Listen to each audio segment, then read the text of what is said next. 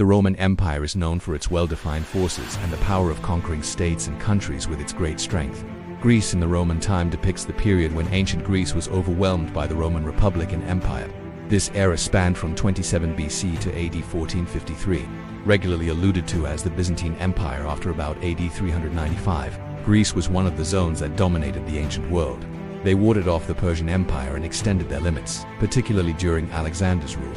However, this didn't last forever, as Greece was ultimately attacked by Rome. Despite Alexander the Great's many successes, he sensed that Greece would ultimately be overwhelmed by the Roman Empire. Concerning Rome, he stated, "I am not terrified of a multitude of lions drove by sheep. I fear a multitude of sheep drove by a lion." Although Greece would remain strong for some time even after Alexander's passing, it wouldn't be long until his fears were acknowledged. This was realized when General Mummius vanquished the Greek army at the Battle of Corinth in 146 AD. Rome's triumph at Corinth didn't lead to total mastery of Greece right away, as every Greek city-state was autonomous. Rome broadened its control over Greece bit by bit. Its triumph over Corinth demolished the Achaean League.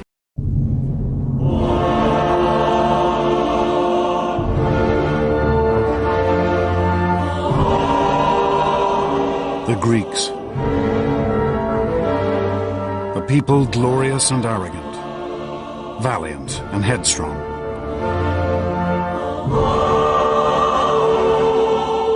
These were the men and women who laid the very foundations of Western civilization.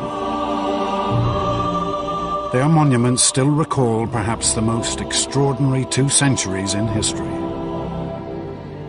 A time which saw the birth of science and politics, philosophy, literature and drama.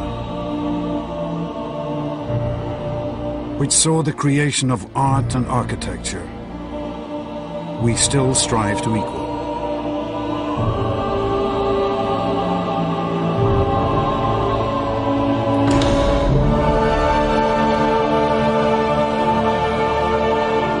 And the Greeks achieved all this against a backdrop of war and conflict. For they would vanquish armies, navies, empires many times their size, and build an empire of their own which stretched across the Mediterranean. For one brief moment, the mighty warships of the Greeks ruled the seas, their prosperity unequaled. These achievements which still shape our world, were made not by figures lost to time, but by men and women whose voices we can still hear, whose lives we can still follow. Men such as Themistocles, one of the world's greatest military generals. Pericles, a politician of vision and genius. And Socrates, the most famous philosopher in history.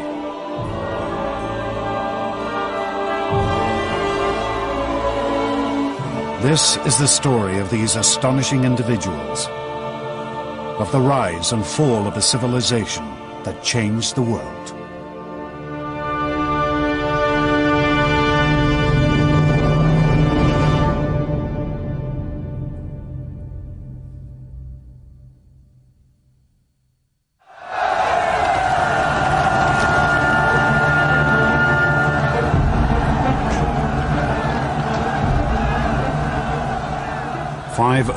BC, 5 centuries before the birth of Christ.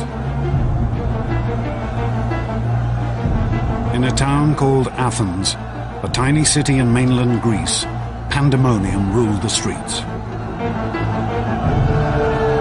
The ordinary people had turned on their rulers, demanding freedom from centuries of oppression.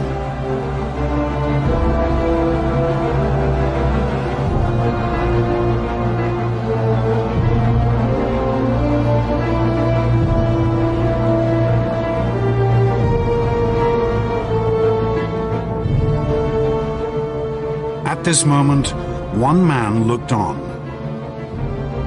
An Athenian nobleman named Cleisthenes.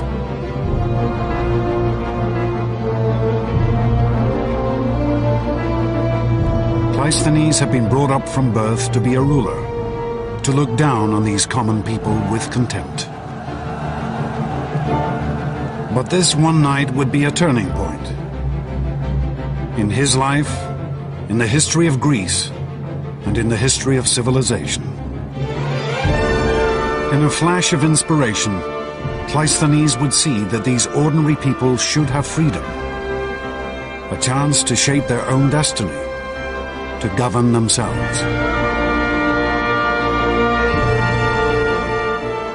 And with this decision, Cleisthenes would set his fellow Greeks on the path to empire.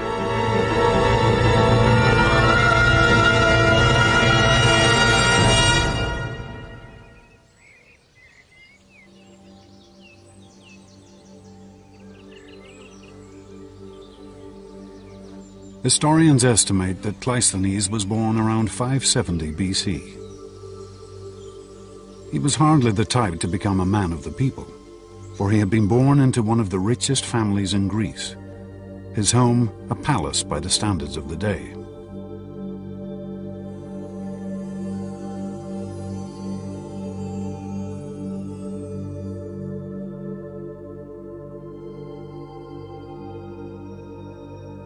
Cleisthenes' family were called the Alcmaeonids. They were a wealthy and long-established political dynasty. He grew up in a world of great privilege, a world in which men of an elite background would expect to have certain privileges just given to them. The origin of Cleisthenes' family fortune is a tale typical of ancient Greece. A curious story lost half in myth. The first Greek historian, Herodotus, claims that Cleisthenes' grandfather once performed a favor for a great king named Croesus,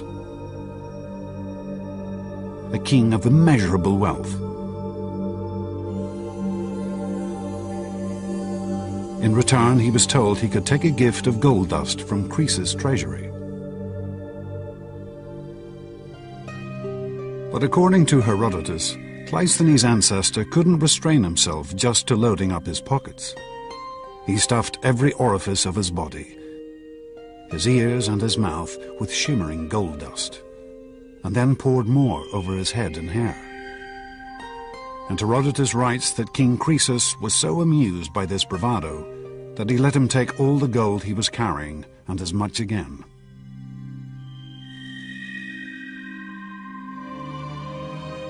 But whatever the source of Cleisthenes' family wealth, there is no doubt that they had used it effectively to gain power.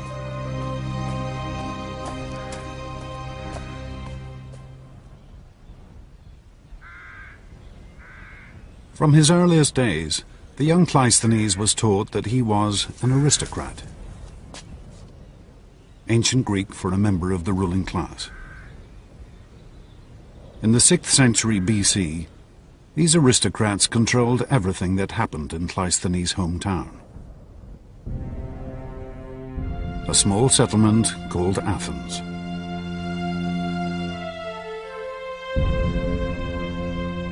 Athens lay in the center of a Mediterranean peninsula which Cleisthenes knew as Hellas, and which we now call Greece.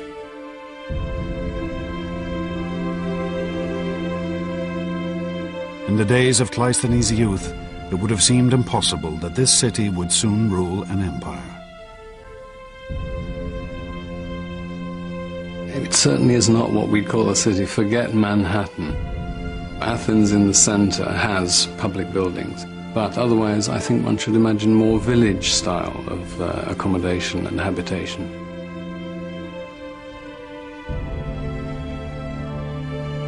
The town was built around the Acropolis, a steep-sided outcrop of bare rock, a stronghold from which the Athenians could fend off the attacks of their neighbors.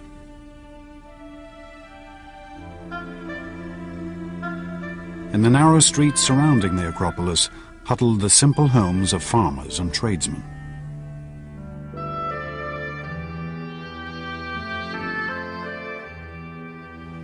Most of the houses, perhaps mud brick, There was no sewage, there was no waste collection.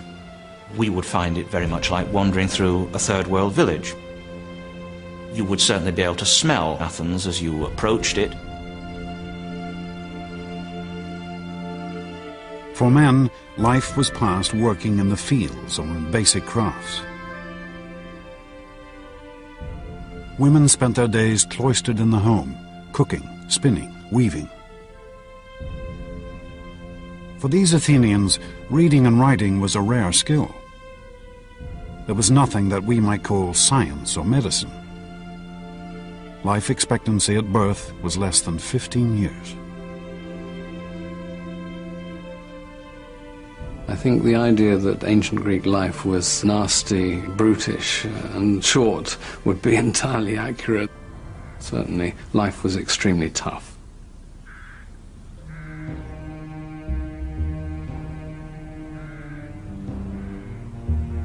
This was no society of equals. The common Athenians lived under the yoke of the aristocrats, men such as Cleisthenes' father.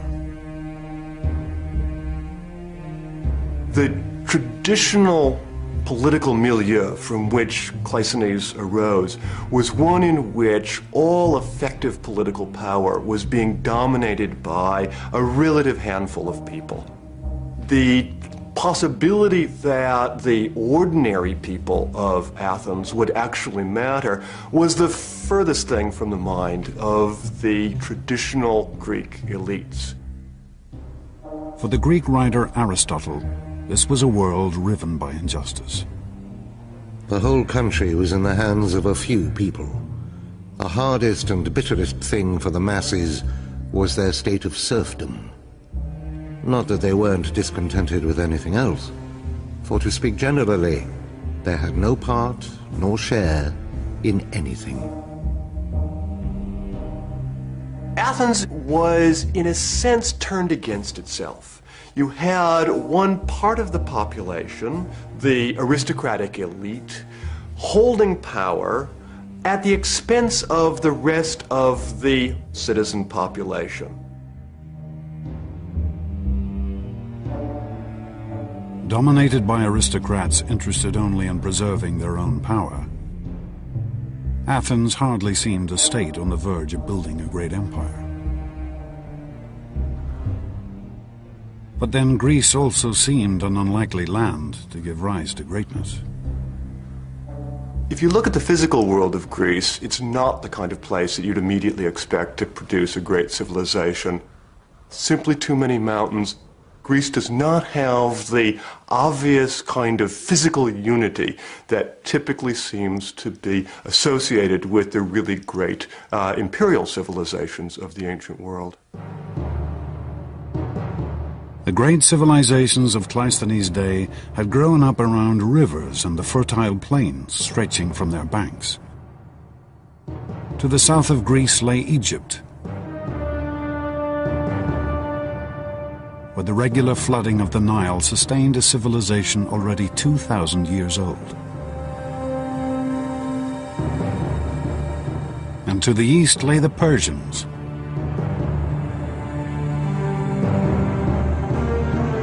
at the heart of their empire lay the Tigris and Euphrates rivers. This was the very birthplace of civilization, the home of the world's first cities.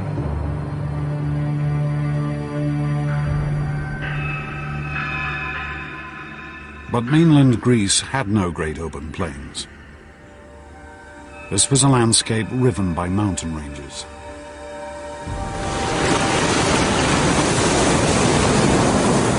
Off her coast lay countless tiny islands. It seemed impossible for a single ruler to dominate this fragmented world.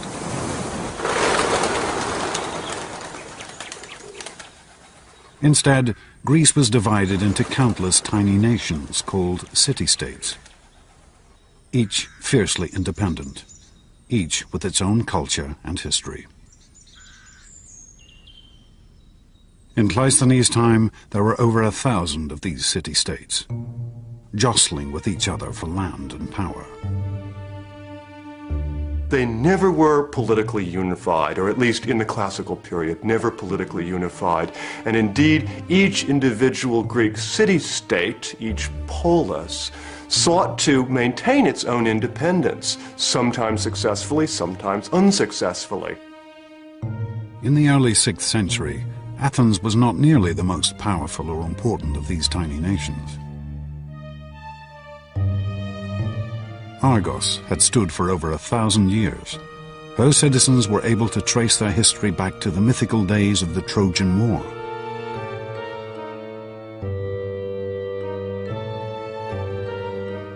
The Corinthians dominated Greek trade. Their ships plied the Mediterranean, ferrying goods back and forth from Egypt, Assyria, and Italy.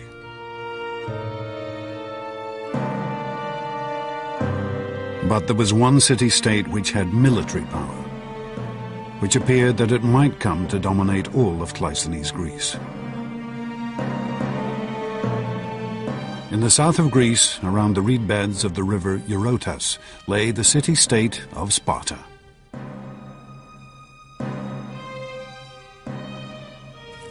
The Spartans were brought up from birth to be soldiers, raised in the field, separated from their families, their lives structured around discipline and war.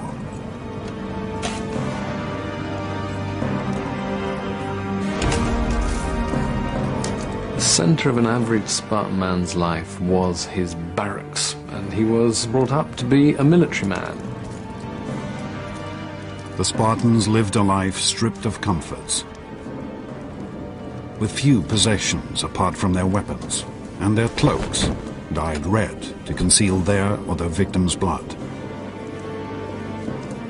Spartans were brought up to put up with anything, and all sorts of stories, the best being of a visiting Sybarite, visiting Sparta, eating the local food and saying now he understood why the Spartans were so willing to die, because death was as nothing to eating their food. The Spartans were ruthless expansionists.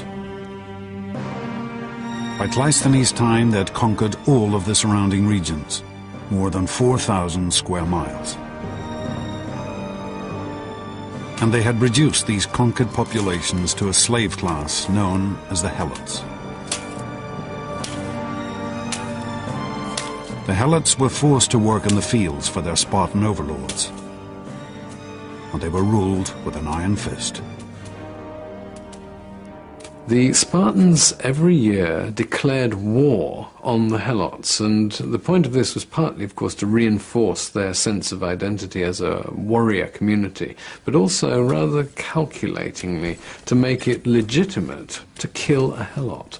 And Helot culling, as opposed to killing, was a regular practice.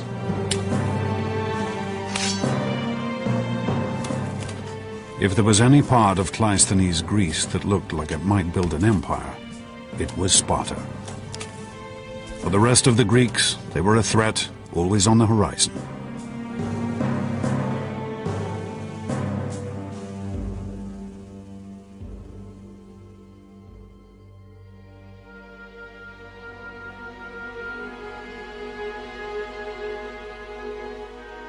This was the world of Cleisthenes' childhood. Brought up a member of a self-interested elite, in a state that was only a third-rate power.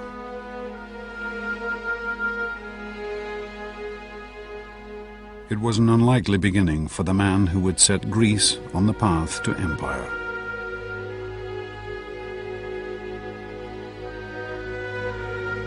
But then Cleisthenes had always been a man fired by a dream.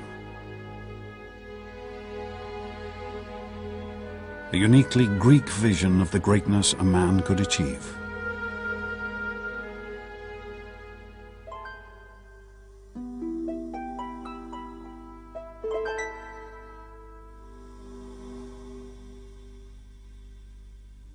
If there was one thing that inspired Cleisthenes and his fellow Greeks, it was their stories, ancient tales and myths.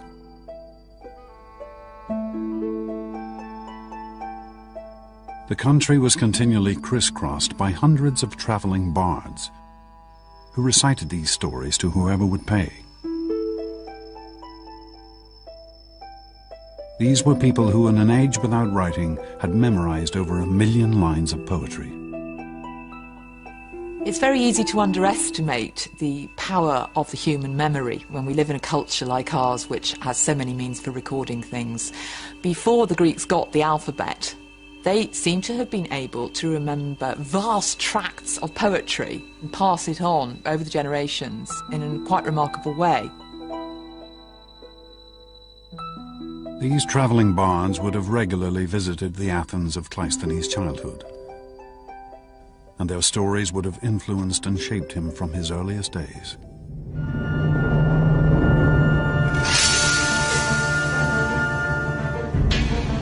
The two most famous tales these singers told are still preserved: the Iliad and the Odyssey, composed by the legendary poet Homer. These works tell of mighty battles and epic struggles. And at their heart lie the heroes. Mythical figures whose strength had won them power and glory. Heroes, almost by definition, were doers of great deeds. The more heads you knocked and the more young women that you deflowered, the greater your heroic status. Images of heroes are found all over Greek art. These warlike figures, valiant, beautiful, determined to seize victory at all costs, were the Greek ideal.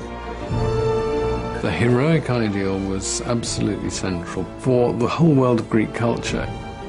Heroes were terrific achievers, and one might hope to achieve heroic status by modeling oneself on the deeds of, for example, Achilles. Achilles was the archetypal Greek hero.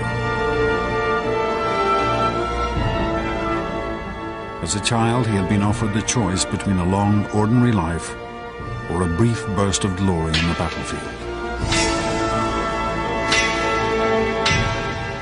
Achilles' choice had been an early death and eternal fame.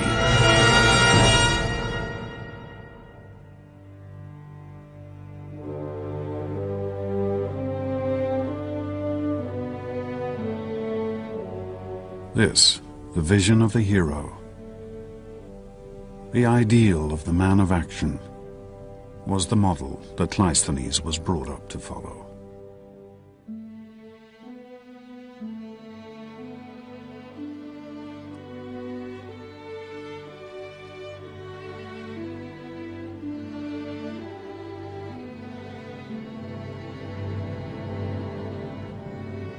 To pursue a life of greatness and glory,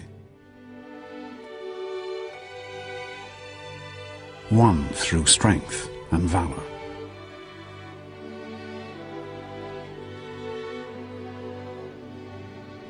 To seize power and victory for himself and himself alone.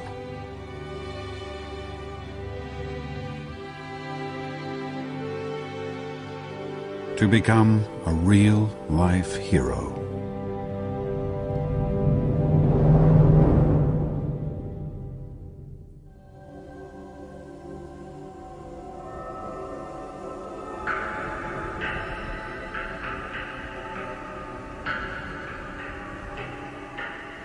But Cleisthenes was not the only one to take the tales of the mythical heroes to heart.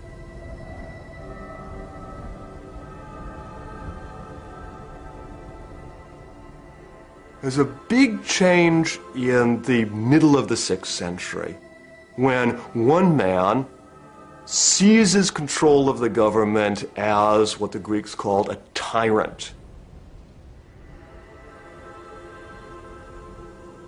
The story of how this tyrant or sole ruler came to power has been preserved by the historian Herodotus. One day, a man of dignified and noble bearing rode into the city of Athens. Beside him stood a tall and beautiful woman. A woman he claimed was the patron goddess of Athens, Athena. This dashing figure demanded that he be given the rule of Athens, for like one of Homer's heroes, he had the protection of a goddess. Surprisingly, he was welcomed by the Athenians as their new ruler, despite the fact that the goddess was simply a particularly tall girl from a neighboring village. And the heroic figure was an ordinary man called Pisistratus, Cleisthenes' own brother-in-law. Pisistratus was, I think, an excellent politician. He was a man, without doubt, with an eye for the main chance. But as he consolidated his rule, it became clear that Pisistratus had far greater ambitions than simply gaining power. Pisistratus was an extremely intelligent man. He clearly understood that if he was going to maintain control of Athens, if he was going to be able to consolidate his rule and pass it on to his sons, which is clearly his ambition, he would have to find allies. Pisistratus took an extraordinary step. He turned to the common Athenians for support, undermining the whole hierarchy of aristocrats and commoners that had endured for centuries.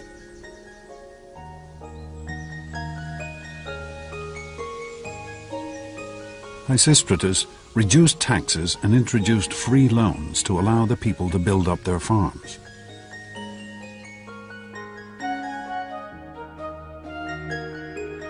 And by offering the Athenians the chance of prosperity, Pisistratus began to transform his city.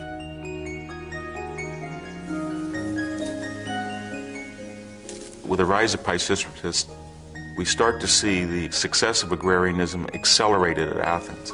And that's going to be a kernel that's going to grow and grow and grow in the ensuing 2 centuries. And one of the results of that is we see more vines and olives.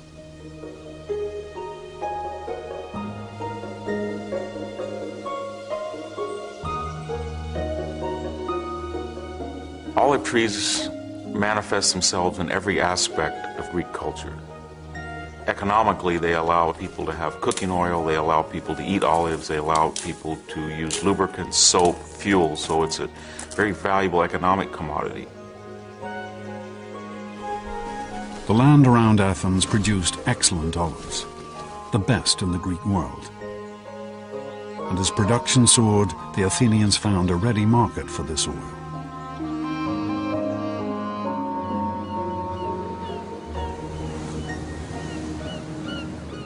Not only in the other Greek states, but across the sea, in Egypt and Phoenicia, Persia and Assyria.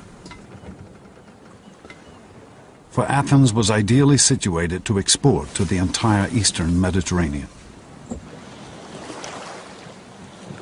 Greece is in the middle of an extraordinary grouping of ancient civilizations. It's bounded on the east by the great Persian Empire, on the south by the age-old civilization of Egypt, on the west the Etruscans and the Romans. Greeks were scattered. Plato has a rather nice phrase, like ants or frogs round a pond. The eastern Mediterranean was the greatest marketplace of the ancient world. It seemed that everyone had something to sell.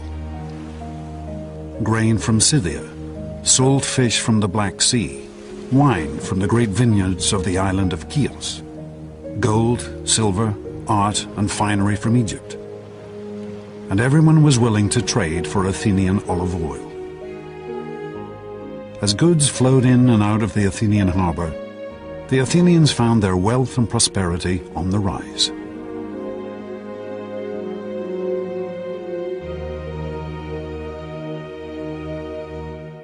But the most astonishing consequence of Athens' sudden expansion was to be found in the darkest streets of the city. Athens' first great artistic legacy, the vase.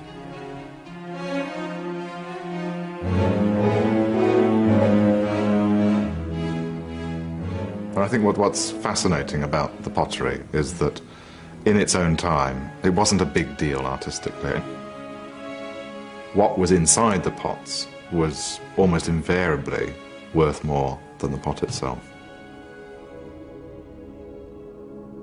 Here in the area known as the Keramikos, ancient Athens' red light district, could also be found the potters' workshops. These common artisans were amongst the lowest of the low in Athenian society. If you were a potter in Athenian society, I won't say you were the scum of the earth, but you certainly had no especial respect. It was hard, incessant work, unenvied by the citizen population. Pottery had been a staple across the ancient world for hundreds of years, used in the kitchen at home and for transporting oils and food. But it had always been simple in design, using geometric patterns and basic figures, designs based on Egyptian and Assyrian art.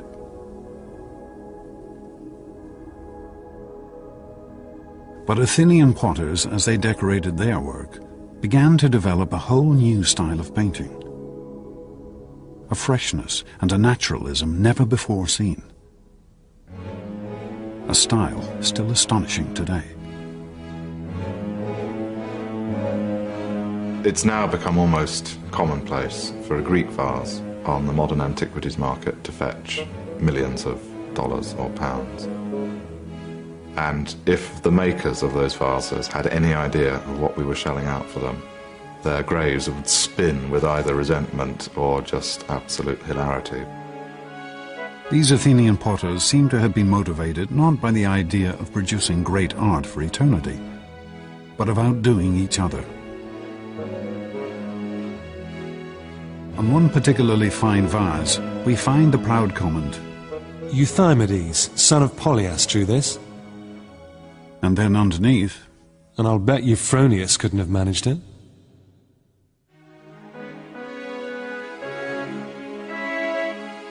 For the first time in their history, the ordinary Athenians had tasted freedom, and they had shown their capacity for extraordinary achievement.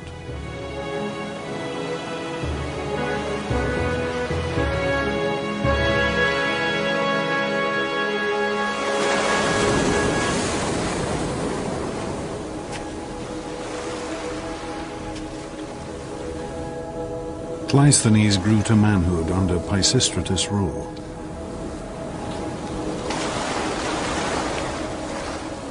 And he saw how Athens changed. His home had turned from a modest rural settlement into an international economic power.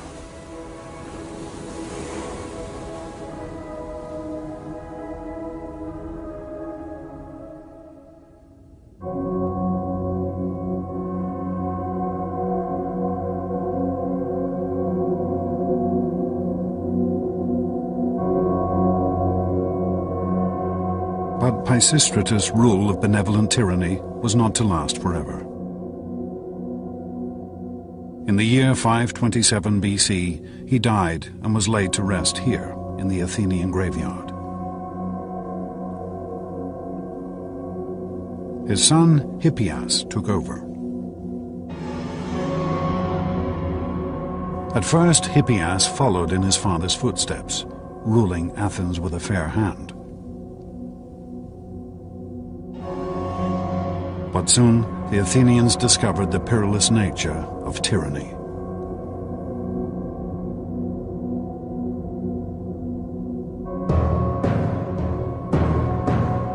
Historians tell us that in the year 514 BC, Hippias' brother was murdered.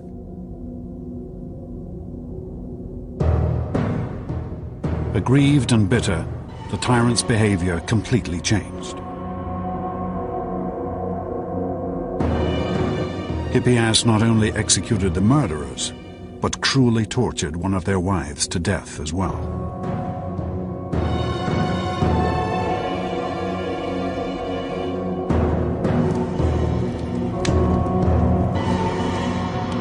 Aristotle described the ruler's slide towards madness.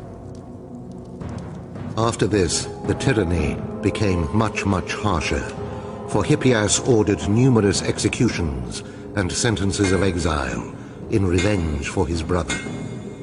And he became embittered and suspicious of everybody. The freedoms that the common Athenians had gained under Pisistratus were now stripped away. There was now a real tyranny in the modern sense in Athens. Pisistratus had come into power for a cause. His son now had no cause other than self-preservation.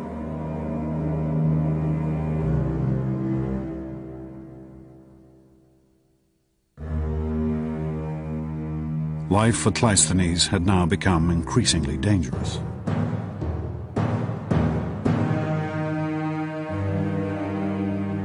For the paranoid dictator knew that it was from here, from the aristocrats, that the greatest threat to his power could come.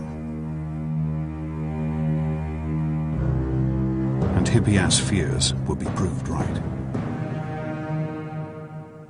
With the hardening of the attitude of the tyranny, the time now seemed to be ripe.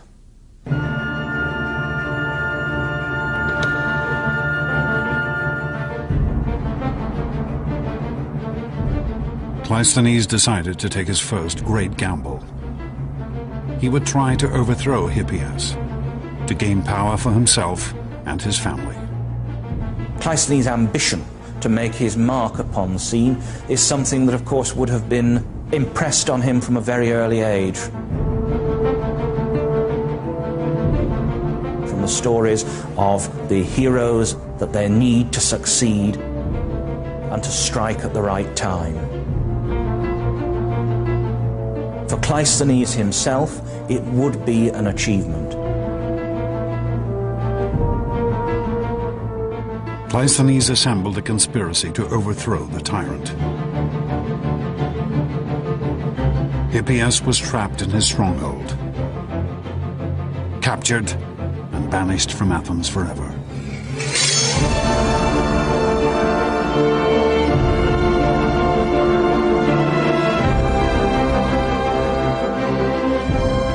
The year was 510 BC, and Cleisthenes was now one of the most powerful figures in Athens.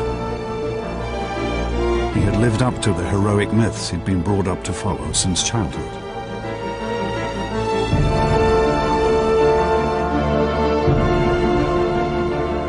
But Greek society was changing. The heroic urge that drove Cleisthenes was no longer reserved for the elite. It was now permeating every level of Greek society.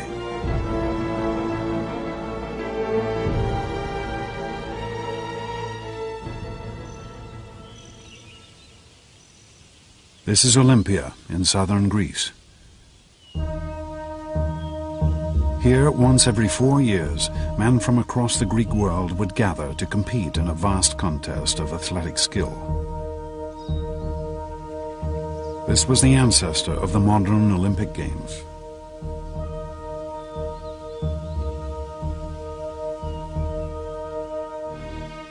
For the ancient travel writer Pausanias, the Olympics were the highlight of any visit to Greece.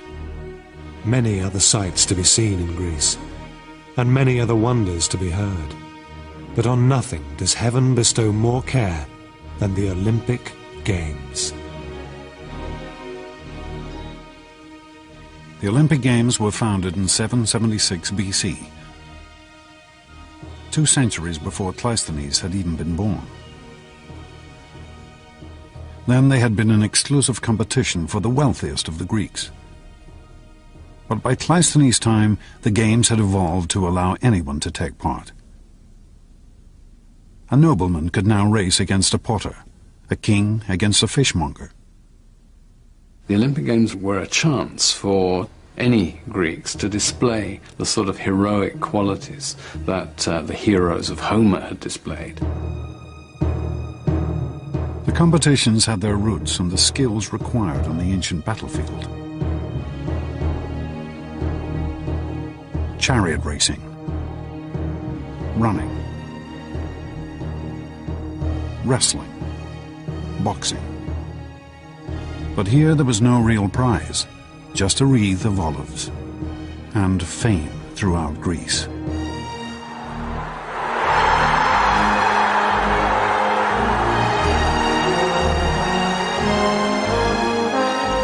A competitor would be surrounded by the largest gathering of Greeks in peace that he would ever experience. Perhaps as many as 40,000 Greeks would gather for the Olympic Games.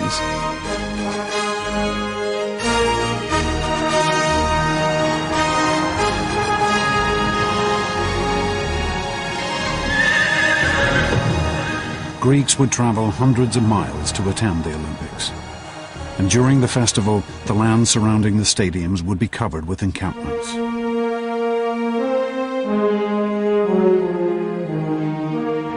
But the games were very much a male experience. Women were prohibited from entering the competitions, or even the stadium.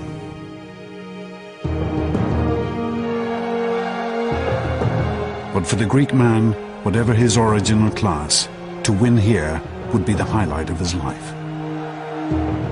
You had, briefly, a moment of glory, of extreme fame, which was what the competitive culture of the Greeks valued so highly.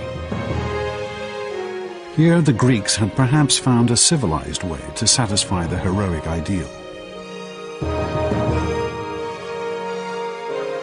They had built a meritocracy based on skill and ability, where anyone could win.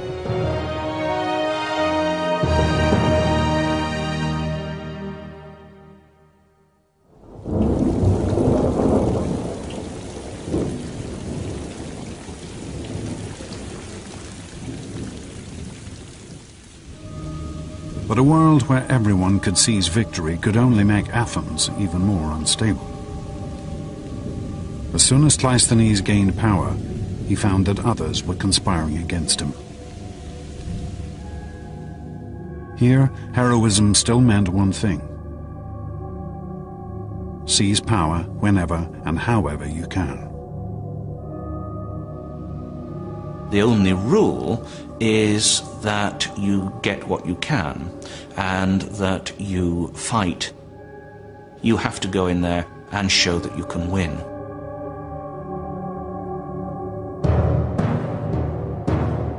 The most ambitious of those conspiring against Cleisthenes was a man named Isagoras.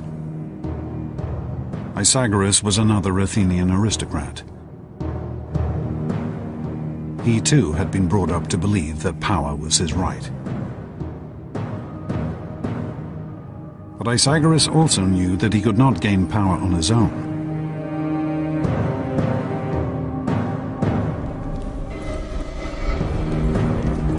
Isagoras took an unprecedented step. He turned outside Athens for support. He sent a message to the Spartans, Greece's most feared warriors.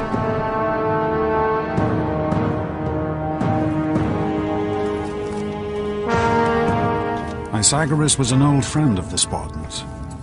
Rumor had it that he had shared his wife with the Spartan king. The Spartans immediately provided a force of their finest troops to back up Isagoras' bid for power, to help him betray his city. Isagoras really was upping the stakes. He brought in the most powerful state in Greece. It was pretty clear he was going to turn Athens into a subject state to Sparta.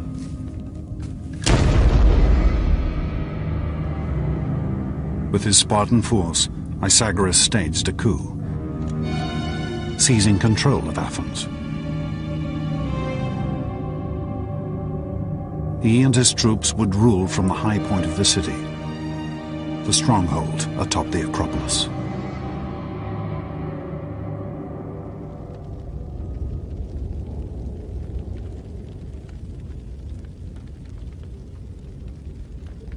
The first targets of the new tyrant were the other aristocrats. Cleisthenes most of all.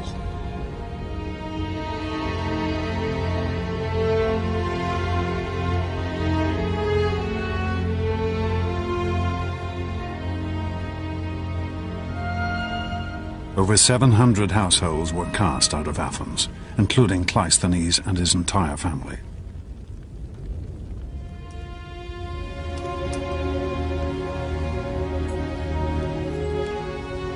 Cleisthenes would leave his city living once again under the hand of a despotic dictator. A dictator who now ruled with the support of the most fearsome power in Greece, the Spartans. For Cleisthenes, all his childhood lessons seemed betrayed.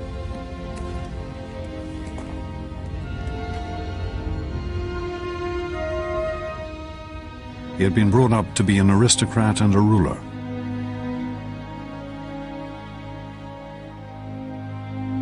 To emulate the mythical heroes. But all this had led to was conflict and feuding, death and exile, power struggles amongst an aristocratic elite.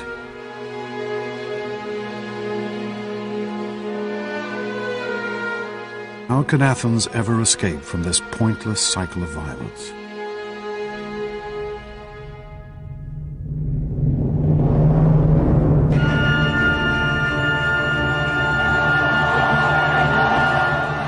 But even as Cleisthenes agonized in exile, Athens was rocked by an extraordinary event.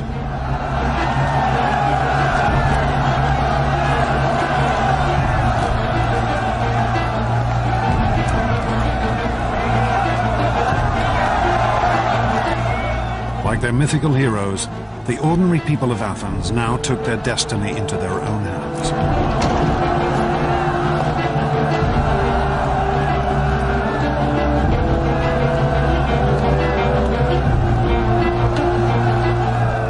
Rose up in revolution.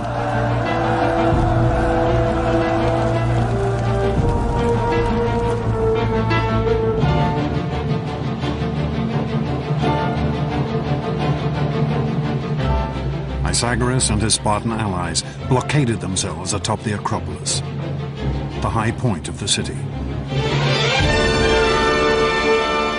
But even there, they could not escape the fury of the common Athenians.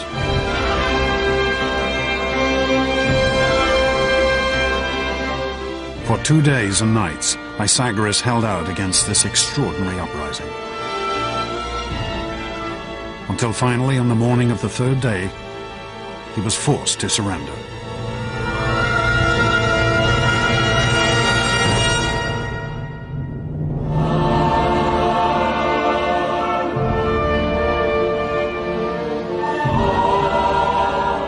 The year was 508 BC. This would be Athens' first step to empire and glory. For the first time in recorded history, the people had turned on their rulers and seized power for themselves.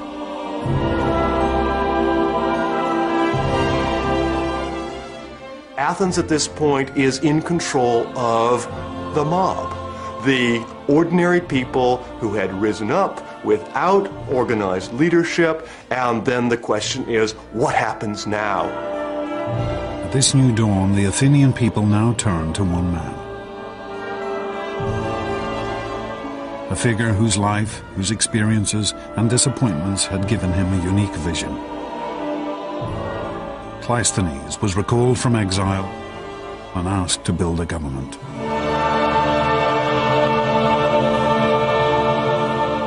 When Cleisthenes returned to Athens after the expulsion of the Spartans, he faced a really remarkable challenge. There was no possibility for just simply putting back in power a group of aristocrats. There was no possibility for him to declare himself tyrant. In a sense, what Cleisthenes had to do is design a revolutionary governmental solution for a revolutionary political situation.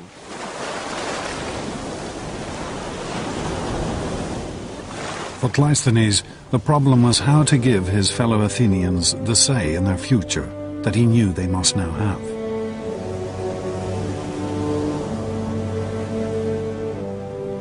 On an Athenian hillside, he had a great meeting place carved out from the bare rock. Here, in the shadow of the Acropolis, the citizens of Athens could now gather to discuss the future of their state.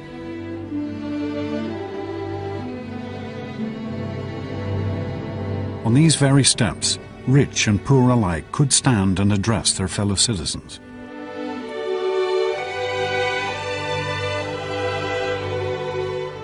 This is the ancestor of the British House of Commons, the American Congress, of parliaments across the world.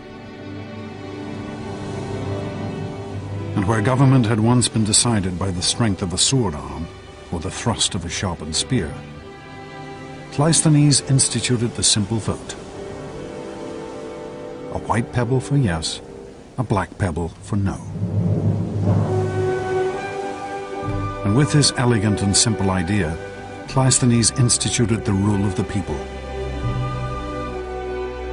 A system of government which we now know as democracy.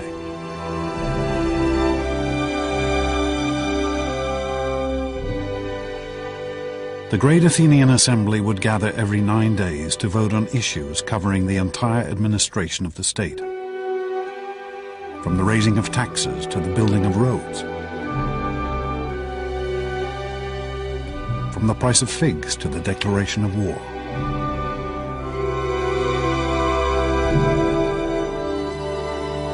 Athenian democracy is a very different sort of democracy from ours. One has a sense, as an Athenian citizen, that you really can make a difference. There is no us and them. There is no government separate from the ordinary Athenian citizen body. They are the government.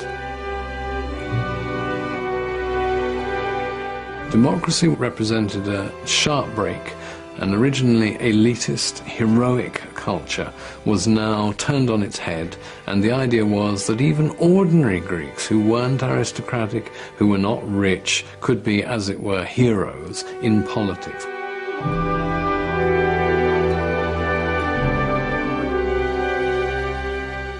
It was a system of government that would transform this tiny state, and would set off one of the greatest flowerings of civilization the world had ever seen.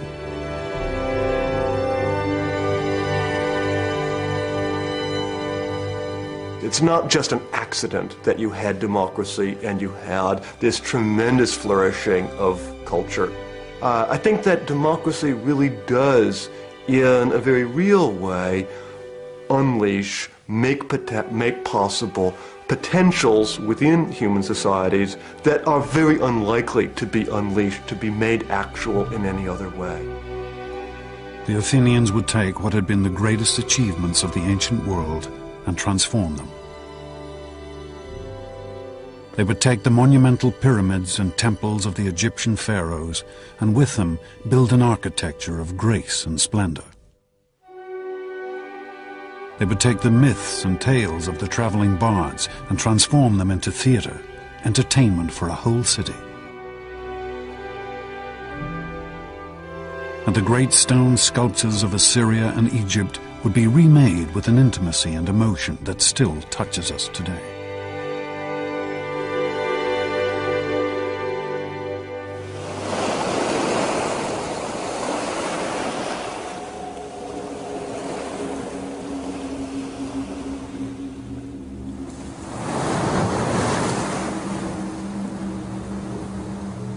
But just as Cleisthenes' democracy was gaining strength, a new threat was gathering in the east. The mighty Persian Empire. The Persians were the greatest power of the day. They ruled an empire that stretched from India to the Mediterranean. But as Athens had grown in power and confidence, the Persians realized that this tiny state on their eastern border might soon pose a threat.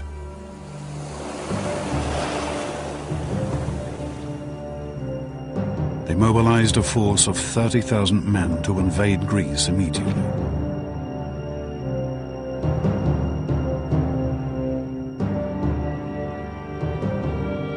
Cleisthenes' democracy, hardly born, was now to face its greatest test.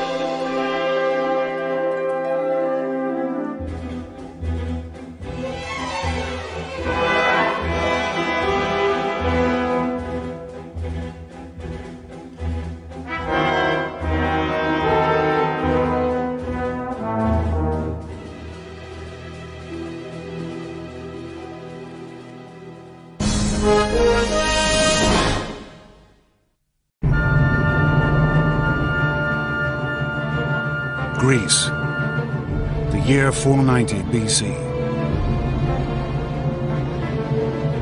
Here a revolution has begun that will change the world.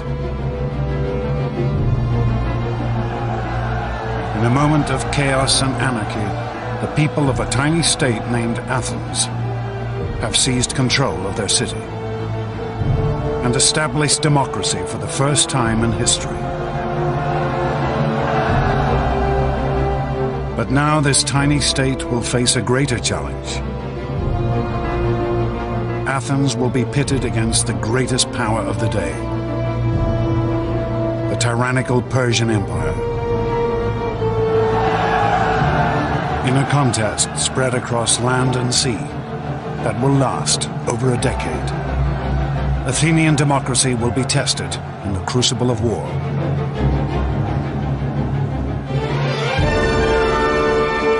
This is the story of an extraordinary moment in history, and of two men who would change the course of civilization. Themistocles, a military genius of the ancient world, and Pericles, a visionary whose legacy still shapes the world today. This is the story of the Greeks.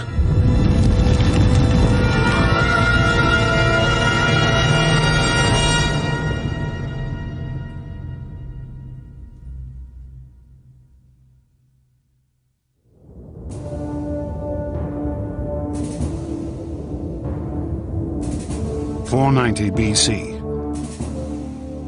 A lone figure runs across the mountainous terrain of Greece.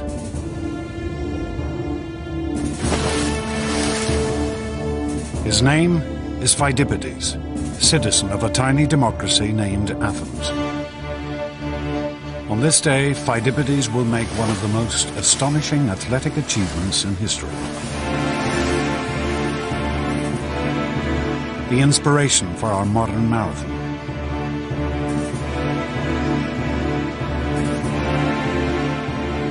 But Phidippides' quest is not for glory, but survival. His homeland is about to be conquered by the mighty Persian Empire.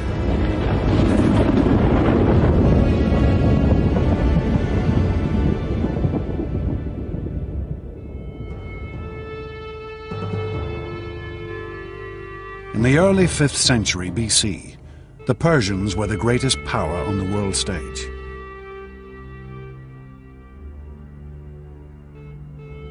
Their vast empire stretched from India in the east to Turkey in the west. Now, out on their western frontier, the tiny state of democratic Athens was gaining power. This was a threat that the Persians would have to destroy. The Persians lived in a culture of unbending tyranny. At the head of their empire sat Darius, known to the Greeks only as the Great King. Suppliants had to cover their mouths in his presence just to avoid tainting the air he breathed.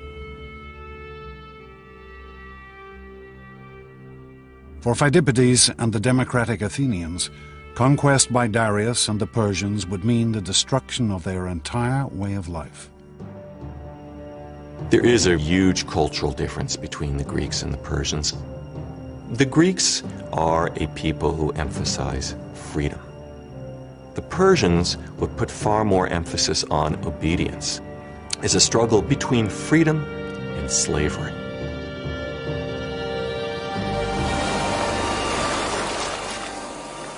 The Persian force landed at a sandy bay called Marathon, just 26 miles from Athens. News of the invasion spread through the streets like wildfire. This was a city without a standing army. Every male citizen would have to come to the defense of his state. The poorer citizens have spears, sticks, bows and arrows, whatever weapons they can find. But the heart of the Athenian force would be the hoplites, men who could afford heavy bronze armor, a shield, a spear, a sword. The Athenians would field a small but determined force. That's probably the first time in the history of the Athenian state that the entire population had been mustered. And for them to field 10,000 hoplites out of a citizenry that might have only been 20 or 30,000, it's a level of involvement that's astounding. But as they faced the Persians on the battlefield, the Athenians held out little hope of victory. They were outnumbered by 2 to 1.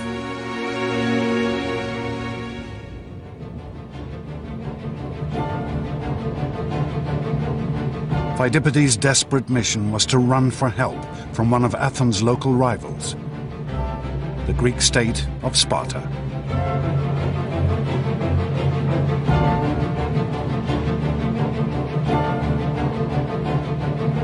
Even as he ran, Pheidippides must have imagined the horror that his fellow Athenians now faced.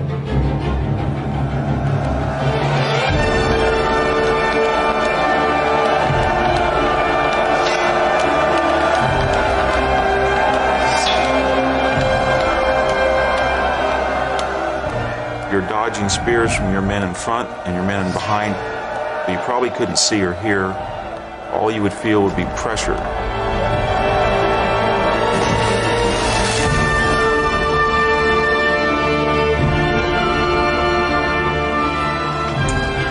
You wouldn't see the sword plunge that took one of your testicles off. You would not see the spear thrust that took your head off. You would have no idea what was going on, just the momentum that carried you ahead.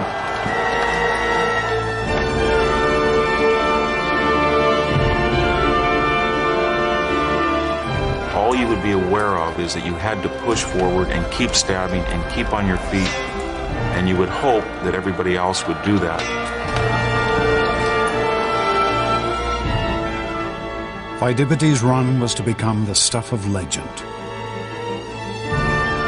Fired by the terror that his fellow citizens were being slaughtered, he ran 140 miles in just 2 days.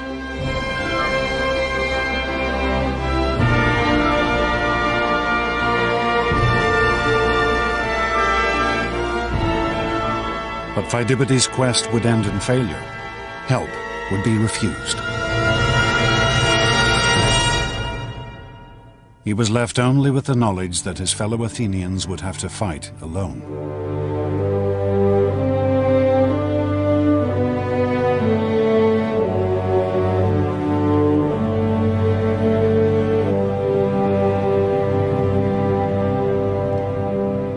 Pheidippides could never have imagined that the Greeks would in fact win a glorious victory.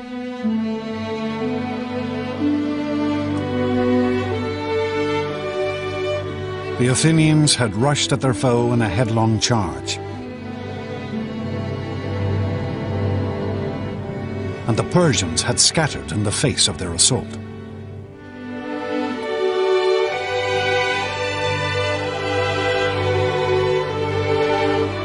The Athenians slaughtered over 6,000 Persians in one fateful day. The world's first democracy had survived its first great test. Every Athenian knew that he had voted to fight and that this reflected the majority vote of the citizens, and that was not true of the Persians. Whatever you want to say about democracy, it fields the most patriotic, enthusiastic, and often large armies. The Athenians returned to their city to celebrate their victory.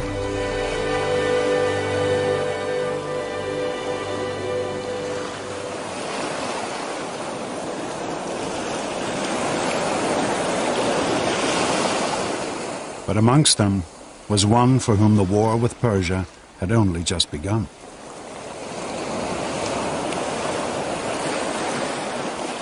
An Athenian general named Themistocles.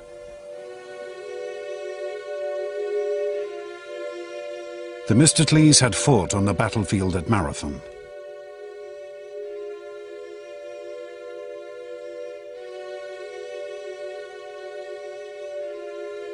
He was typical of a new generation of Athenian leaders, a man who had risen to power through democracy.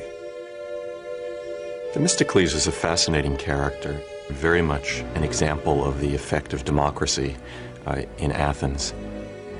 It's relatively clear that he doesn't come from the inner circle of the landed aristocracy that traditionally had ruled in Athens.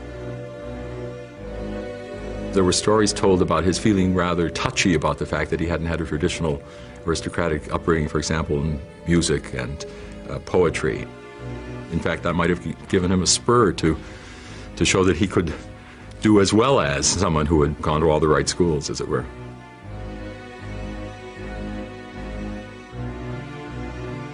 Themistocles' opinion of his common origins was blunt and straightforward. I may not know how to play the lyre or flute, but I do know how to make a city great. Themistocles had learnt the skills of leadership here, the Democratic Assembly of Athens. Here, any Athenian could stand before his fellow citizens and try to convince them to follow his leadership.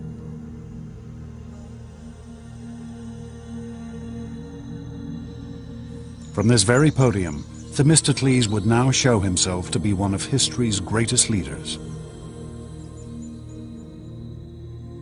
the savior of his city. For Themistocles alone recognized that the Persians might still be a danger, and that next time victory for the Athenians might not prove so easy. Themistocles realized that the Persians, if they came again, it would be in a way that made sure that they weren't going to be defeated by land again. There was no way that the Athenians could rely on traditional hoplite fighting technique. Themistocles began to form a bold and new strategy, employing the most advanced weapon of the day, the trireme.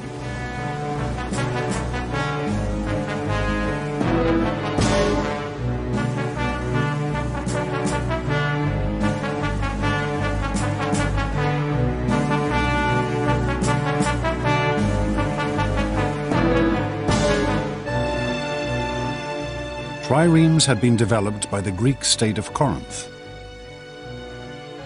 the ancient world's finest shipbuilders.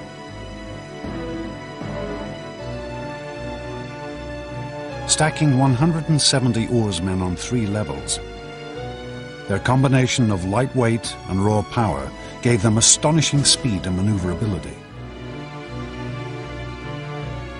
There was nothing else like them on the water. In contemporary terms, a trireme is a missile.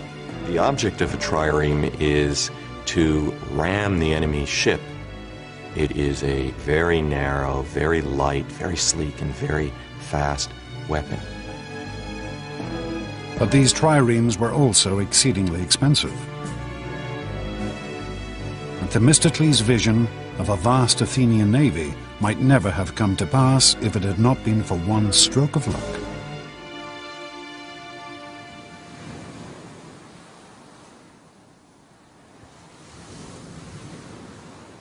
In the year 483 BC, the Athenians discovered a great vein of silver in their territory, worth 100 talents, a vast amount in the ancient world.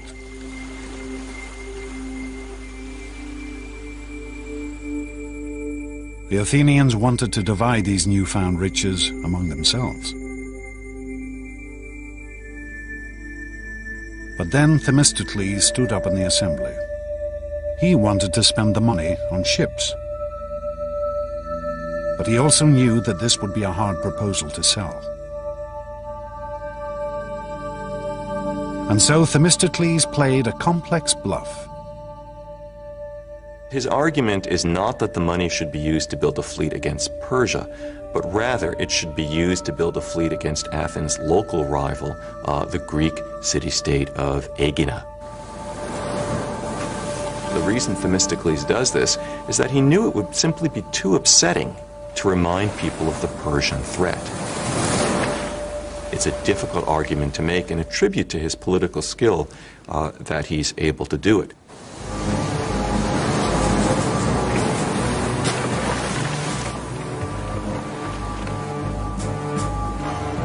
Themistocles convinced the Athenians to build the greatest naval force in Greece. And not a moment too soon.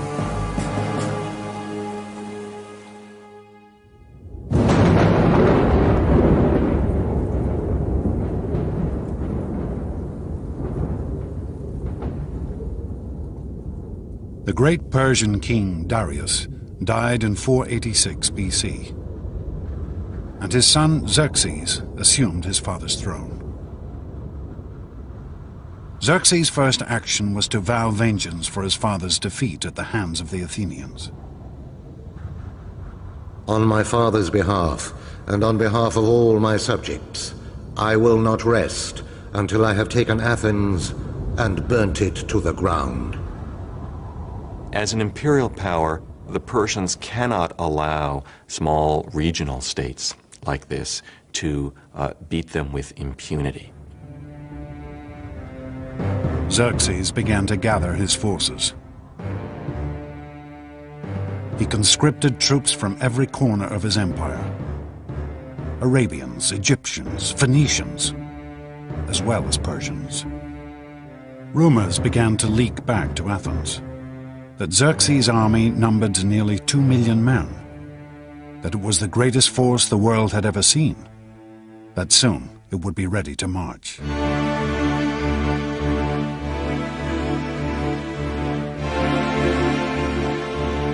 And then finally, in the spring of 480 BC, news reached Athens. The Persian army had set out for Greece.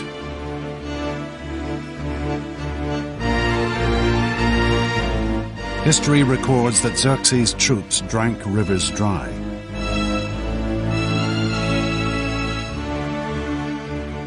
Trampled fields to the raw earth, ravaging the land as they marched on towards Greece. Xerxes was confident of victory. We shall so extend the empire of Persia that its boundaries will be God's own sky, so that the sun will not look on any land that is not ours. When the Greeks realized that the Persians were invading again, terror gripped the whole country. For the Athenians, who knew that they would be Xerxes' first target, it seemed that this could only be the end. As panic gripped the city, they turned desperately to their gods. They sent a messenger to the oracle to find out their fate.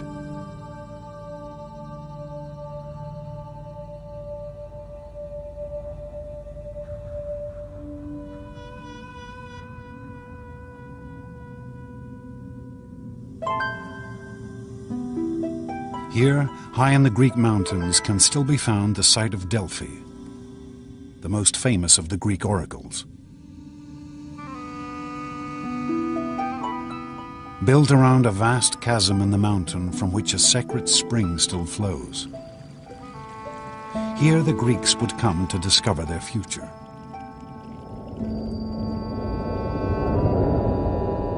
They would ask questions of the Pythia, the mysterious priestess who spoke with the voice of the god Apollo.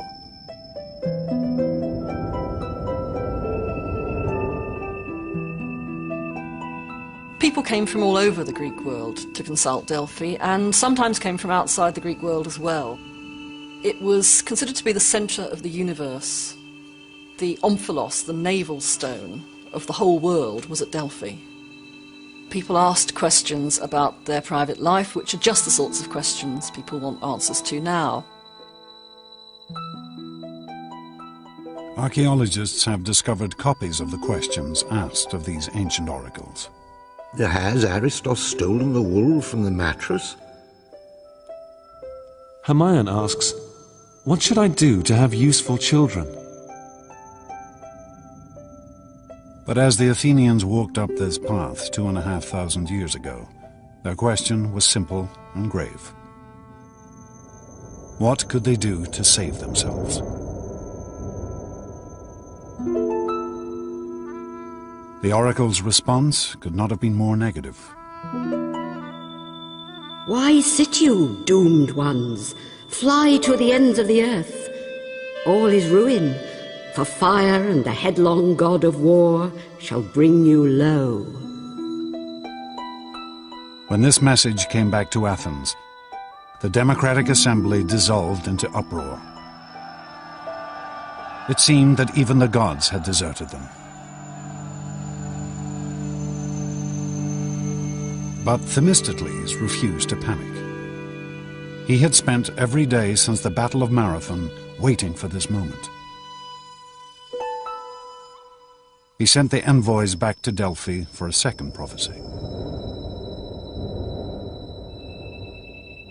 Though all else shall be taken, Zeus, the all-seeing, grants that the wooden wall only shall not fail. Argument raged as to what this wooden wall could be. Some said it meant the stronghold at the center of Athens, the Acropolis. But Themistocles had a different idea. He read the oracle and he insisted that it had a different interpretation. He said the ships are the wooden barricade which are going to be the key to our success. Themistocles' plan was daring. Avoid a conflict on land and fight the Persians at sea.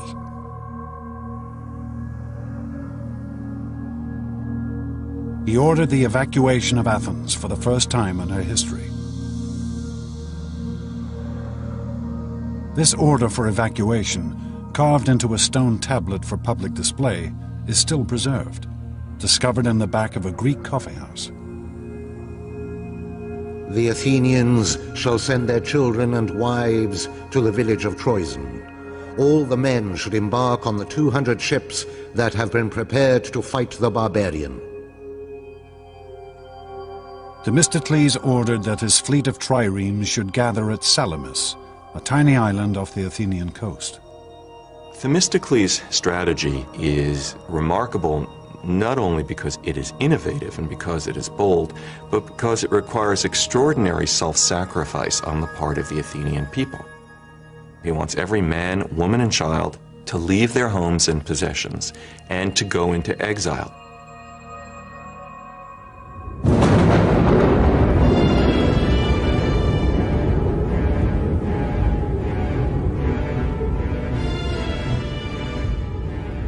With Athens abandoned, Xerxes' mighty force entered the city.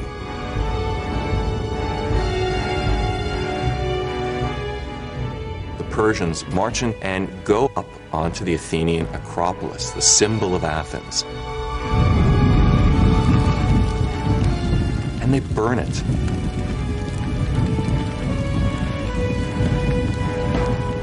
They burn the temples to the ground. Then you can see the smoke rising from Salamis. This would have been a devastating sight and a humiliating one. They would, in short, have seen their country occupied by a fearsome foreign invader. surely they would have wondered if they would ever be able to go home again.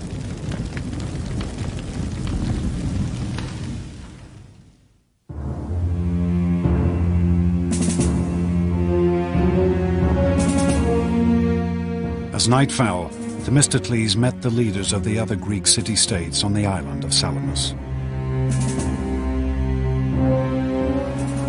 They had also assembled their much smaller fleets here. Their scouts had reported back. The Persians now not only held Athens, but had also gathered a mighty fleet 4 times the size of the Greek forces.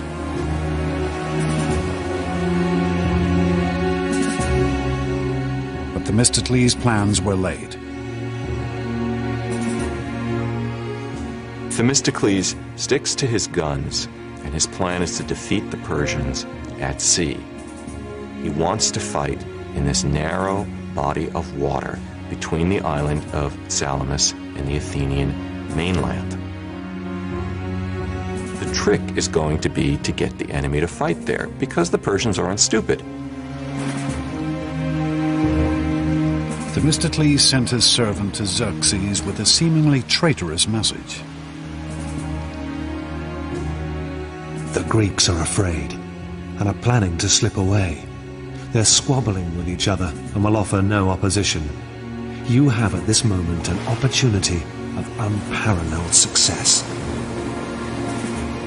So eager was Xerxes for a crushing victory, he was happy to believe Themistocles' ploy. Xerxes marshals his admirals, and they embark, and they spend the night rowing. They send a contingent along the eastern defile, the strait there. They try to block up the straits.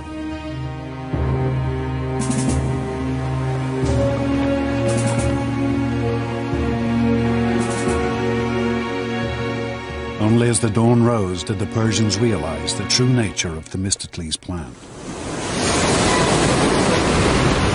They discovered the Greeks not in disarray, but ranged in a battle line across the narrows in front of them.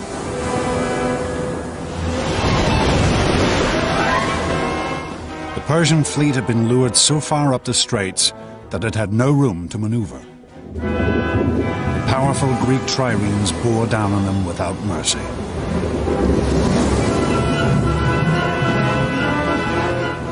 The Greek playwright Aeschylus fought in the battle and lived to tell the tale. We heard from every part this voice of exhortation.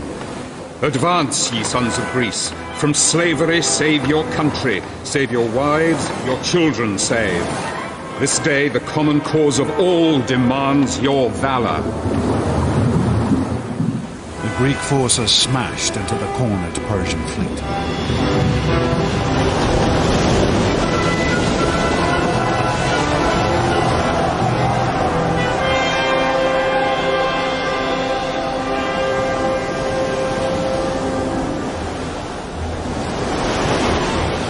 Xerxes himself watched the carnage from his golden throne placed on the shore.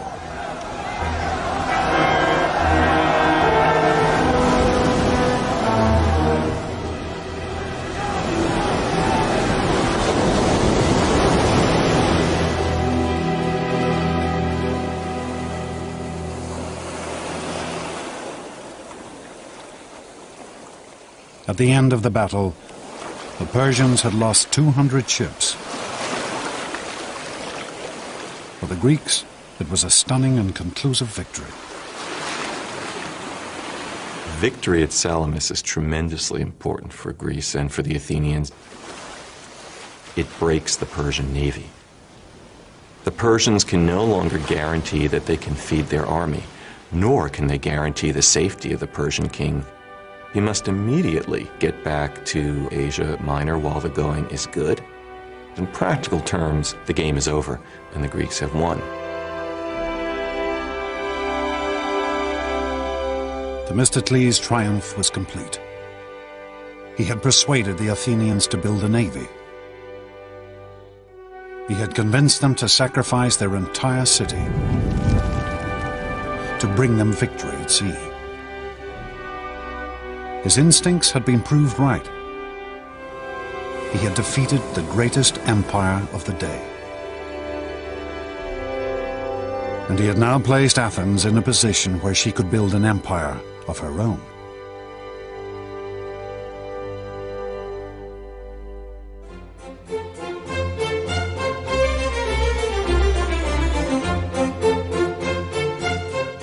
After the years of conflict, this was a new dawn for Athens. Flush with victory, equipped with the largest fleet in the eastern Mediterranean, the tiny democracy began to grow.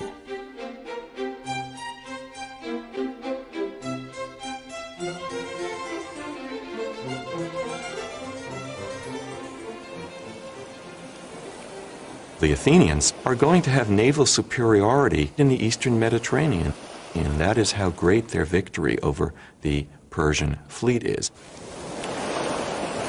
And this has a momentum of its own. Before you know it, the Athenians are the head of a naval confederacy, and they're on the road to becoming a superpower.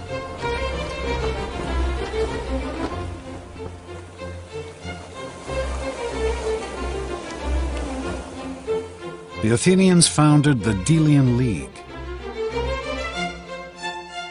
an alliance of Greek states designed to keep the Persians in check. Its treasury was located here on the island of Delos, where the ruins still remain.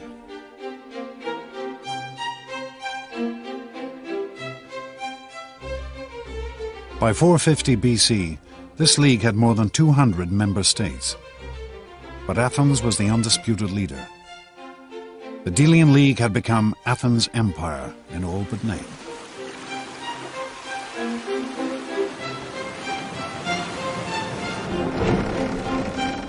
And Athens' naval supremacy also gave her economic power.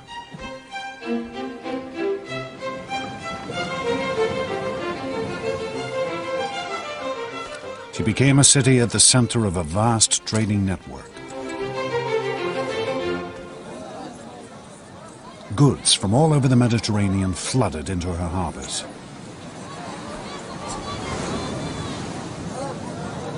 In its heyday, Athens was the big apple, or if you will, the big olive of the eastern Mediterranean.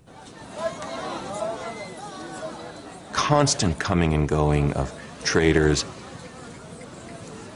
The wharves would be busy, full of people in a cacophony of language.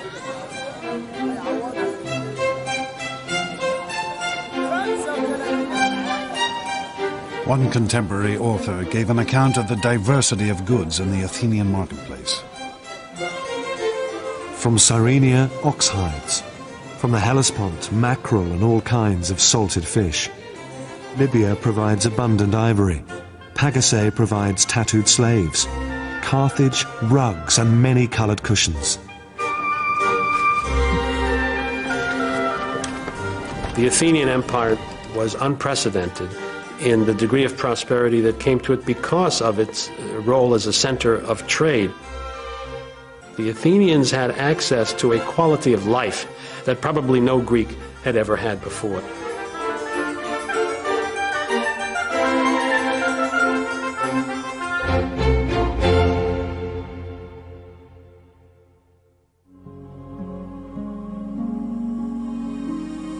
Athens' rise to economic and political supremacy occurred at lightning speed.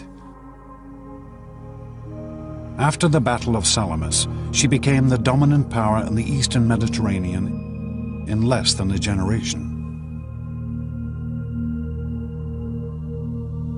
And at the city's heart still lay her unique system of government, democracy. A system of voting using pebbles, olive leaves, or the show of hands that decided every aspect of the city's government.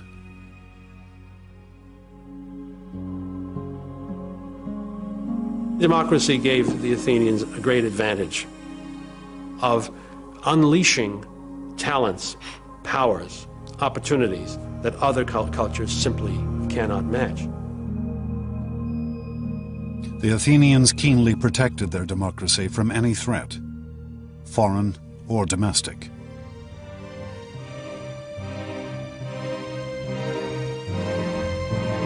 Once a year, each citizen could scratch the name of an individual onto a shard of pottery, known as an ostraca, and place it into a pot in the assembly. The person whose name came up most would then be ostracized, banished from the city. This was the Athenians' method of protecting their government, expelling any person they felt might become too powerful. But Athenian democracy could turn on any citizen, even its greatest war hero. Themistocles now found himself under attack. The threat was gone now. His raison d'etre has been taken away. This is something he can't understand. Themistocles reacts, perhaps in an uncharacteristically crude way. He reminded the Athenian voters of what they owed him. Voters don't want to be reminded in any period of what they owe to their politicians. They want to be told what their politicians can do for them. The Athenian people turned on the aging politician. Calculated, cruel, but deeply democratic. They ostracized the man who had led them to their greatest victory.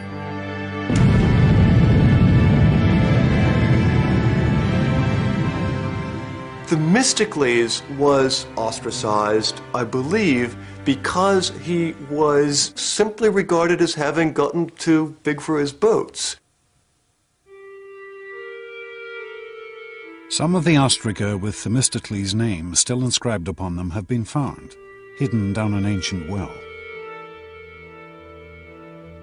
Archaeologists believe that these had been pre-prepared by Themistocles' enemies, to be handed out to Athenian voters who couldn't write.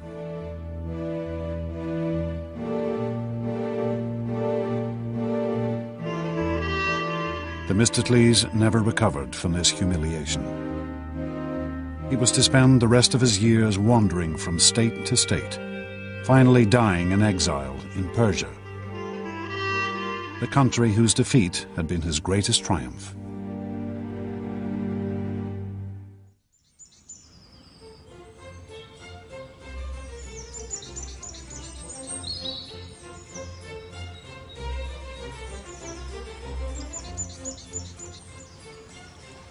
The Athenians were now looking for a leader who might fulfill their newfound sense of imperial glory.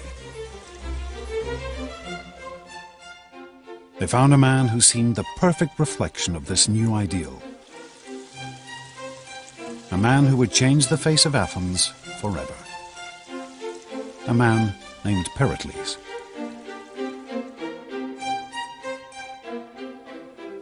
It's probably not a more important figure in the history of classical Greece than Pericles. He was the leader of Athens at the height of its power and of its artistic achievement. He was the figure associated appropriately with bringing Athenian democracy to its climax, to its height.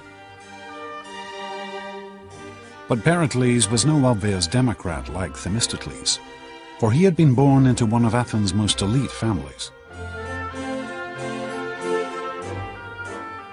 Nobody had bluer blood than Pericles.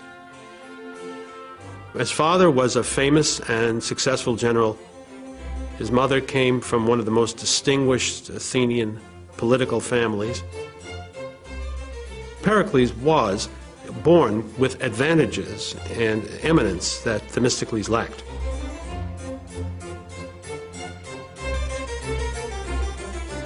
And perhaps because of his aristocratic origins, Pericles knew what the people of Athens now wanted.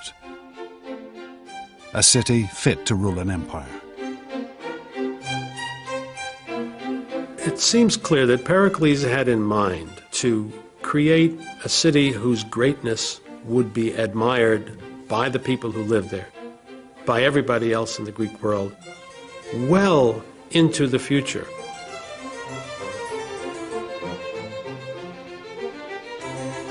Pericles announced a glorious new vision to the Athenian assembly. All kinds of enterprises should be created which will provide inspiration for every art, find employment for every hand. We must devote ourselves to acquiring things that will be the source of everlasting fame. Pericles turned his attention to the Acropolis, the sheer peak in the center of Athens, home of the city's patron goddess, Athena.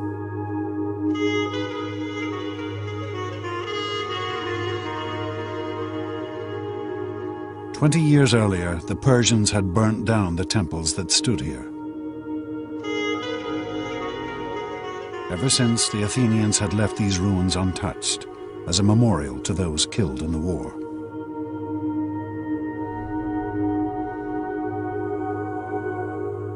But Pericles had other ideas. He proposed a massive reconstruction plan. At its center would be a new Parthenon, a temple to Athena, and it would be one of the most astonishing buildings of the ancient world.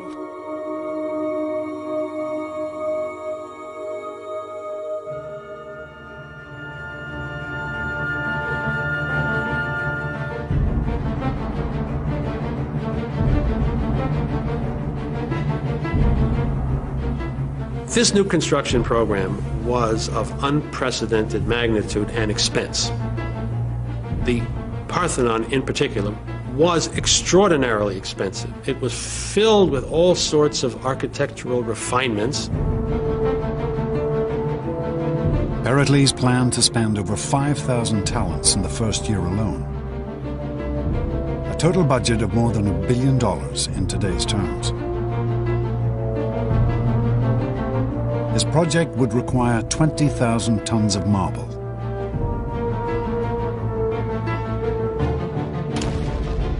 The Athenian quarries at Mount Pentelicus, just outside the city, resounded as hundreds of workmen traced out and carved great blocks of marble from the mountain.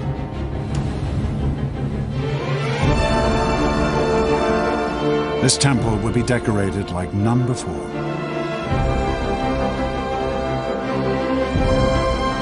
Sculptors and craftsmen were gathered from all over the Greek world.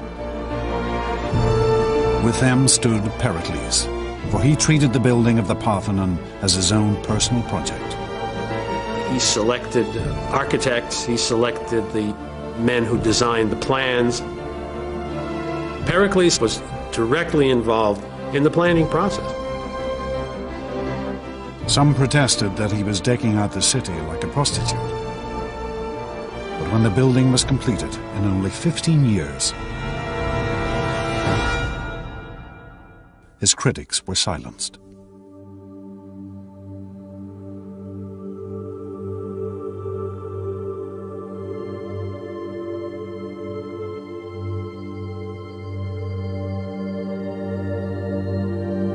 The Parthenon was and still is the most glorious symbol of Athens' empire. Here was the spiritual heart of the city, the mark of her wealth, power, and artistic genius.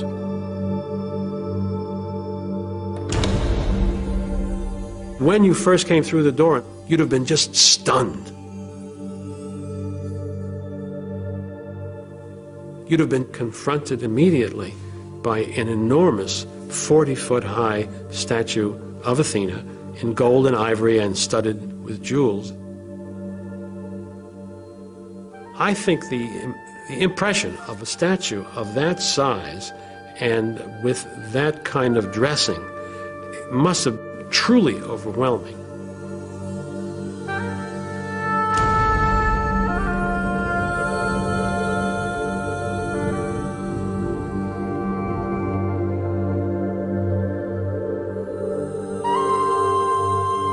Pericles had embellished his temple like no other. Though this astonishing statue has since been lost to history, other treasures from the Parthenon have survived for over 2,000 years.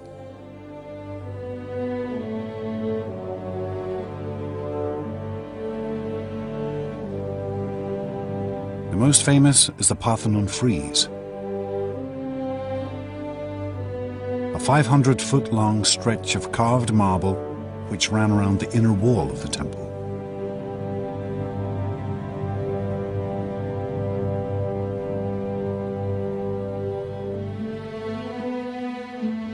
The Parthenon frieze is only 2.5 inches thick at its maximum depth, and yet in this space the sculptors carved rank upon rank of crowded figures, a great procession of Athenians, glorious and elegant. Here Pericles offered his fellow citizens a vision of themselves and their democratic state at the height of their glory. Democracy itself becomes heroized in that monument. It's a very democratic thing that wants to include all those citizens who participated in beating off the first great threat to democracy, which was from the Persians. These are ideals to which you can aspire.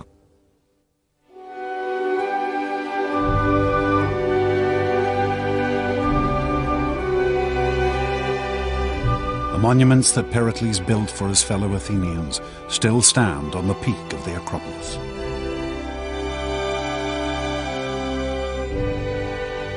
They remain the most striking legacy of classical Athens, of one of the great empires of the ancient world. 20,000 tons of perfectly proportioned marble, carved to sub-millimeter accuracy.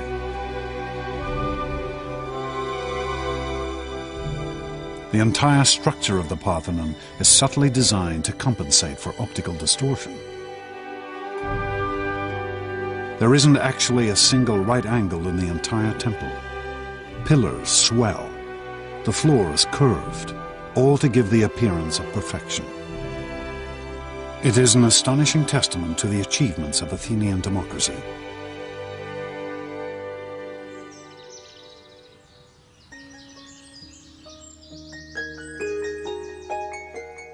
But Pericles was not simply concerned with astonishing construction projects. Under his leadership, Athens would also become the intellectual center of the ancient world.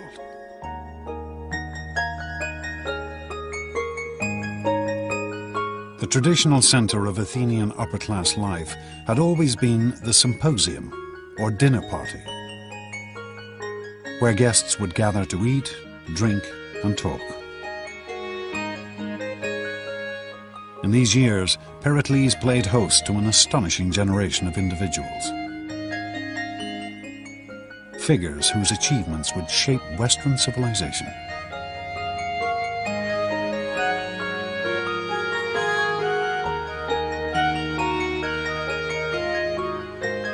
Pericles was remarkable in that he associated with the leading minds of his day in just about every field of endeavor. Pericles was acquainted with the world's first scientists, figures such as Anaxagoras, the first man to realize that the moon was lit by reflected sunlight. He knew Herodotus, the world's first historian, who wrote one of the earliest records of Greek life, and poets and authors such as Aeschylus and Euripides, whose works are still standards of world literature. Pericles was well aware of his city's stature. Our whole city is an education, for our citizens excel all men in versatility, resourcefulness, and brilliance. Even Pericles' partner, a woman named Aspasia, was unique and distinguished. Pericles had divorced his wife and set up home with a foreign woman, a woman whose occupation was hardly to be expected. For Aspasia was what was known as a hetaira, Greek for a companion. Yes, she was, in a technical sense, I guess, a prostitute, but she was more than that, a woman of charm, of style, of intellect. She really was very extraordinary. She had an extraordinary mind. This relationship caused scandal throughout Athens, not just because of Aspasia's profession, but because Pericles treated her as an equal, something deeply unusual in 5th century Athens. One of the things that created such a stir was that Pericles had her participate in conversations that he had with some of the most important individuals with whom he talked. There's jokes to suggest that Vespasian actually was the person who wrote Pericles' speeches. Pericles and his circle were to become one of the most famous and influential groups in Western history. But in 5th century Athens, the highest achievements of art and culture were not restricted to the elite.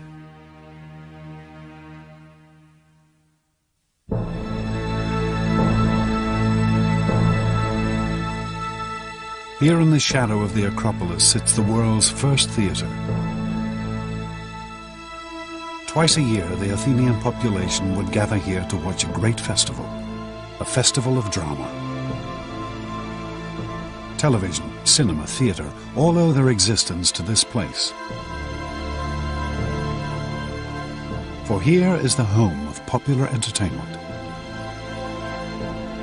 There's one huge difference between the ancient theatre and our own, and that is that it was incredibly noisy. We hear stories of how when they didn't like a play, the audience booed and they hissed and they actually got actors driven off the stage. But there's other stories that showed that when they were going with the story and deeply involved in it, they actually all collectively burst into tears. The favourite tales of the Greek stage were called tragedies. These were stories as shocking as a contemporary horror movie. The tragedies told stories of great men falling from their heights, losing everything they owned.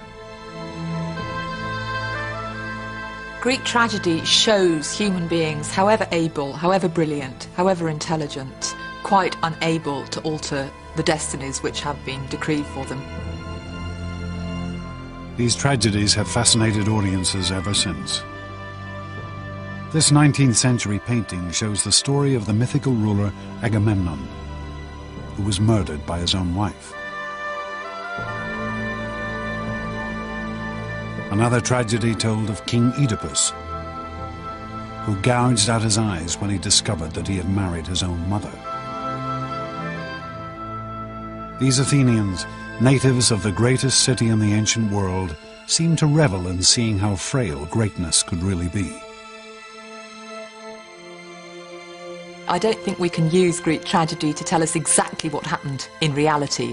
It's not a document of Athenian social life. But what it does do is take us directly and immediately into the psychological heart of those Athenian men. The kind of dreams and fantasies and fears and imaginary scenarios that they came up with in the theatre have to tell us just as much about them as any document of everyday reality could. Theatres were built in every major Greek city, in Sparta, Corinth, on the island of Delos, here in Delphi. Athens was the heart of a cultural revolution that would spread across the Mediterranean and echo around the world.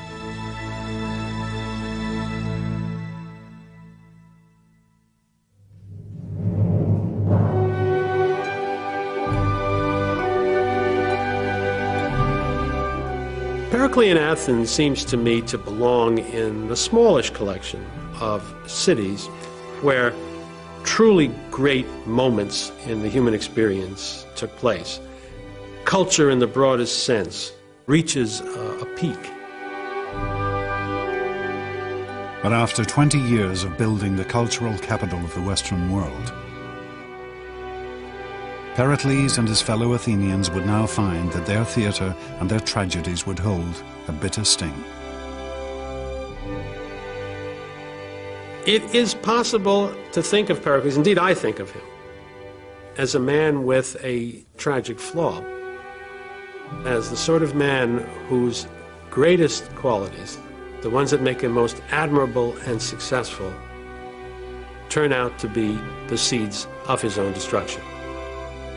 Ultimately, it can be said they lead to the destruction of the Athens that he prized more than anything else. In the coming years, Pericles would embroil his city in the greatest war in the history of classical Greece. He would see her devastated by siege and plague.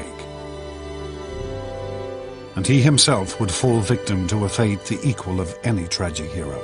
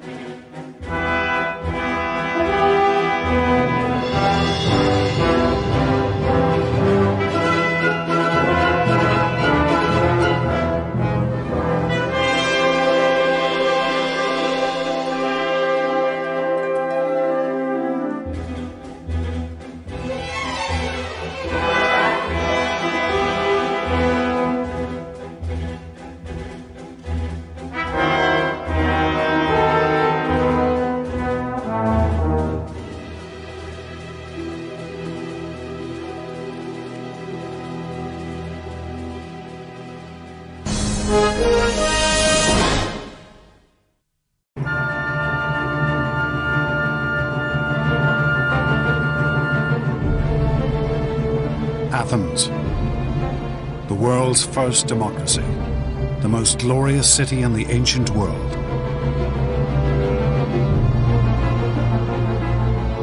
A city of wealth and power, the center of a mighty naval empire. At the head of this state stood one man, a man who seemed to embody all the Athenians' achievements, Pericles. But Pericles would now risk everything he and the Athenians had built in one great gamble. A war that he hoped would make Athens the undisputed ruler of the Mediterranean. This conflict would indeed transform Athens, but in a way Pericles could never have imagined.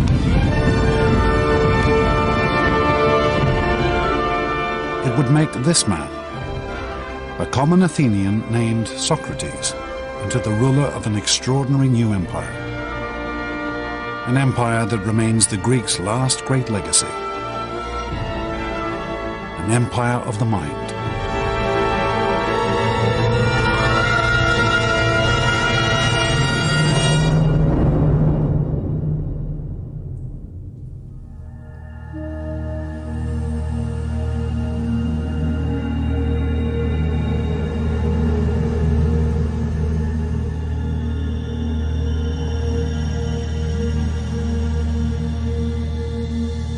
Prison cell in the city of Athens. The year 399 BC. Socrates, the world's most famous philosopher, prepares for his execution. Around him lies a city ruined by war.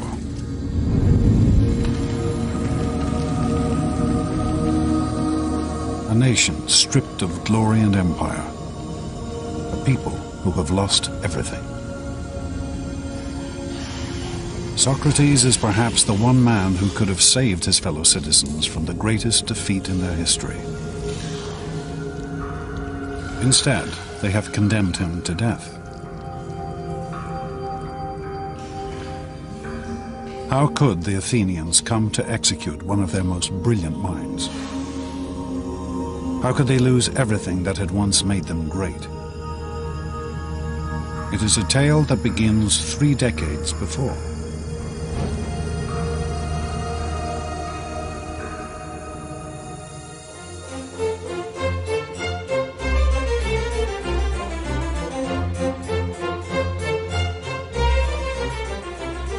In the year 431 BC, the city-state of Athens was the greatest power in the Mediterranean.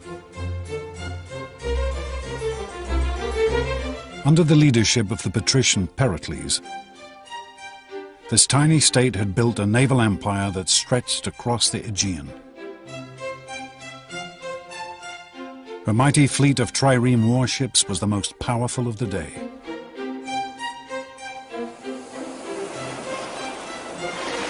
Athens lay at the center of a great trading network that dealt in goods from as far afield as Britain in the west and India in the east, bringing untold wealth into the city.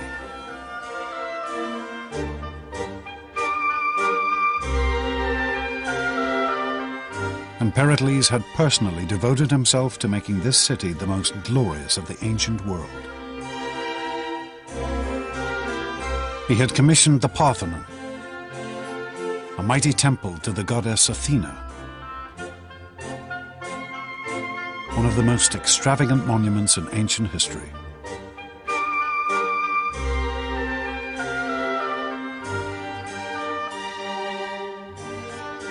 But for all his power and sway, Pericles did not rule this city. For Athens was a democracy.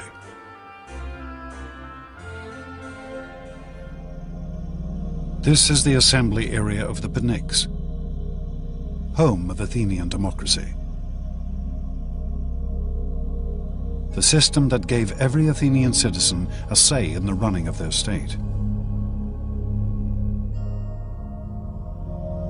Here, Pericles had to stand before his fellow citizens and win the the right to lead.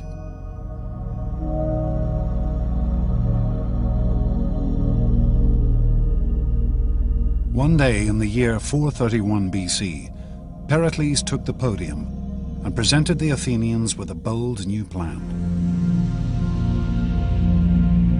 A proposal that would offer Athens her final crowning glory.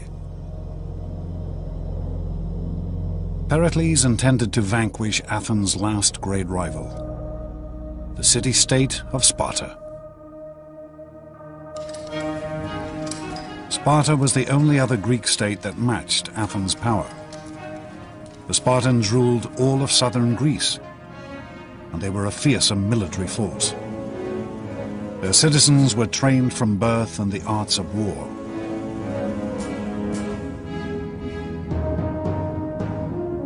Tension had been building between Athens and Sparta for decades. To Pericles, it was now time to take on this dangerous adversary.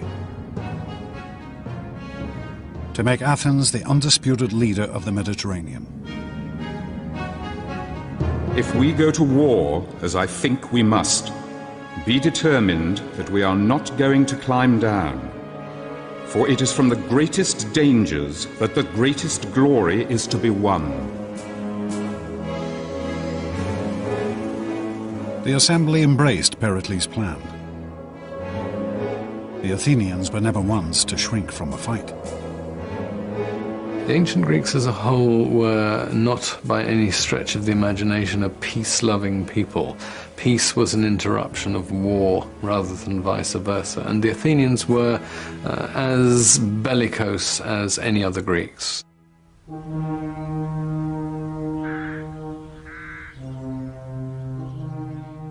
But Pericles knew that any war with Sparta would not be easy to win. For the Spartan infantry were far superior to Athens' forces. Athens' strength lay in her navy.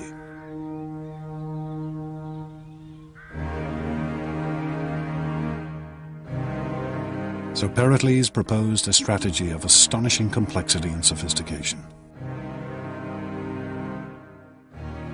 He convinced the Athenians to abandon all the land around Athens and retreat behind the great long walls that stretched down from the city to its harbor at Piraeus.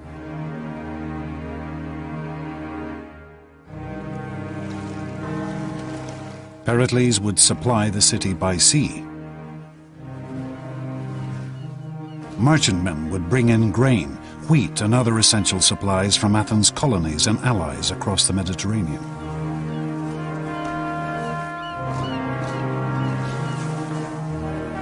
Protected by the mighty Athenian fleet.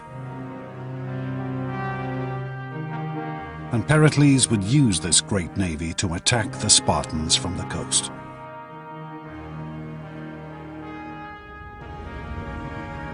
It was a strategy based on a set of finely judged assumptions.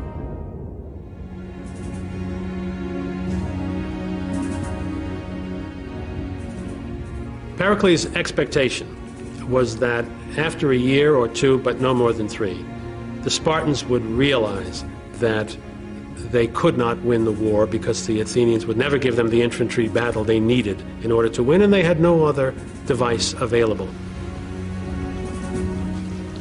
Athens' fleet had always been key to the city's success. It had won the city great military victories, and it had built her an empire.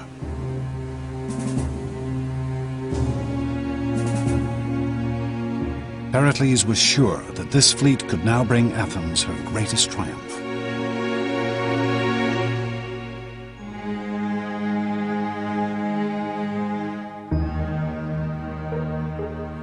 The Athenians crowded behind the city walls. Confident in their vision of imperial power and glory, they assumed that Pericles' strategy could only bring them victory. But among this teeming multitude could be found one man who refused to assume anything.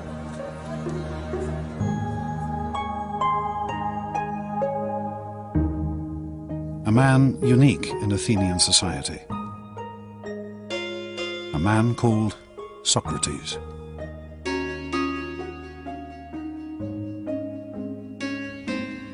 If you were an ancient Athenian citizen, the first thing you'd see is a man who was unbelievably ugly. His head was too big, his eyes were too large, his nose was all the wrong shape.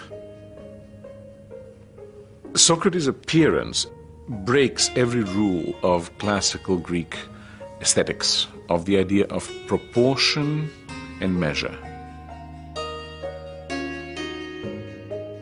Socrates walked the streets of Athens barefoot, clad only in a dirty robe. He cared nothing for appearance or any of the other conventions of his day.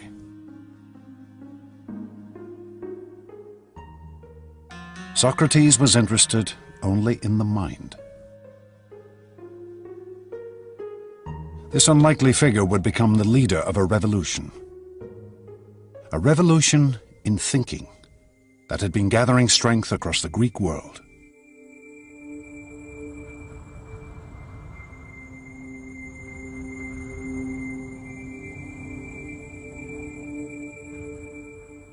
For thousands of years, mankind had assumed that the world around them, the sun, the stars, and the moon, were gods and spirits.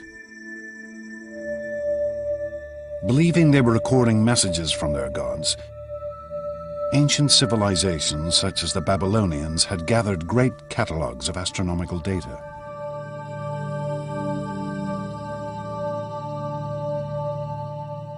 This detailed astronomical calendar from Babylon records the rising and falling of the constellations and the gods they represented.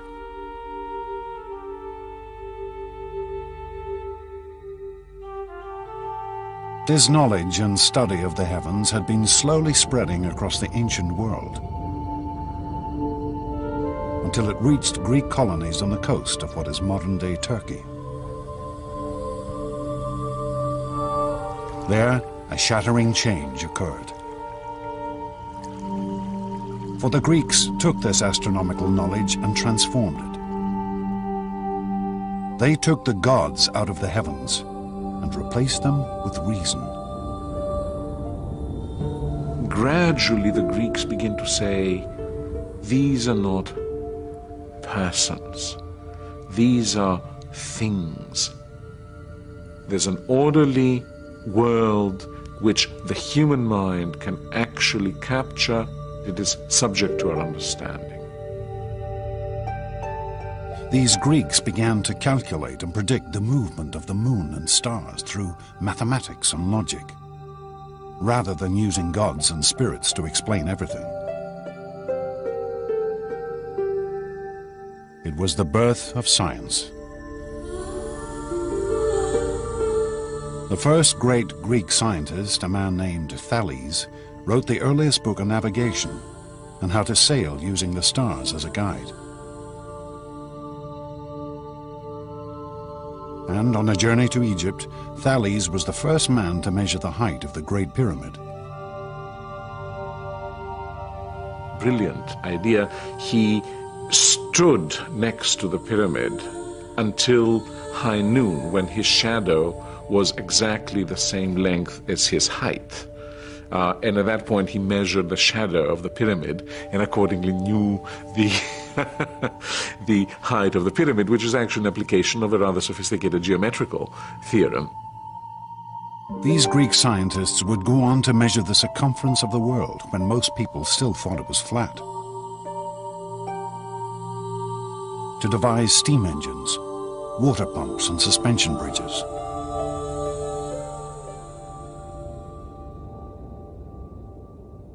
But Socrates was not interested in the mechanics of the physical world.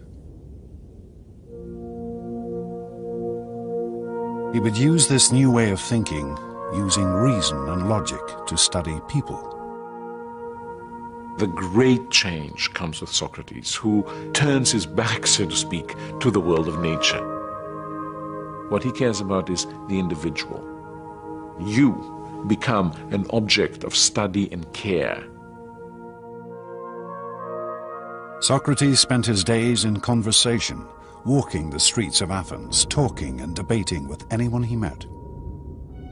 With over 150,000 people now packed behind Athens' walls, He was in his element. One of the amazing things about Socrates is that he is the first fanatical urban individual. He loves the city. He makes life in the city one of his major concerns.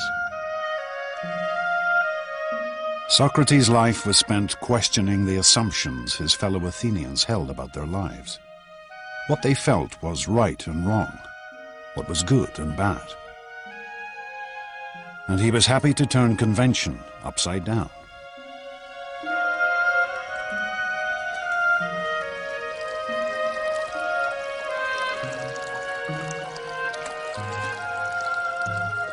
One of Socrates' followers recorded how, at the end of a drunken dinner party, Socrates proved to a fellow guest that he was in fact the better looking of the two.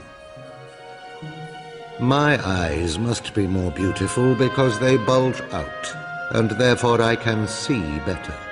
And by the same account, my nose is more beautiful because my nostrils flare out, and so I can therefore gather in more smells. This is typical Socrates, using reason and logic to examine the world anew. Socrates says you must make every decision based on your own understanding of what is good and what is not good, what is right and what is wrong. For Socrates, this freedom of thought was paramount, even if it meant upsetting the whole notion of a beautiful nose. I tell you, let no day pass without discussing all the things about which you hear me talking. A life without this sort of examination is not worth living.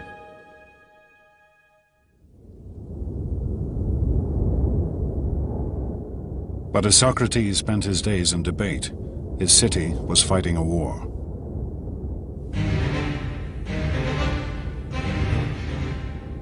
The Spartans invaded Athenian territory and set about burning all the farmland around the city. The Athenians became increasingly anxious. They could only watch from the city walls as their fields and crops were destroyed. But such was Pericles' reputation, he managed to convince the Athenians to stick with his plan. The city could rely on her fleet and shipments from overseas to survive. Little did Pericles know that this fleet now carried an even greater threat.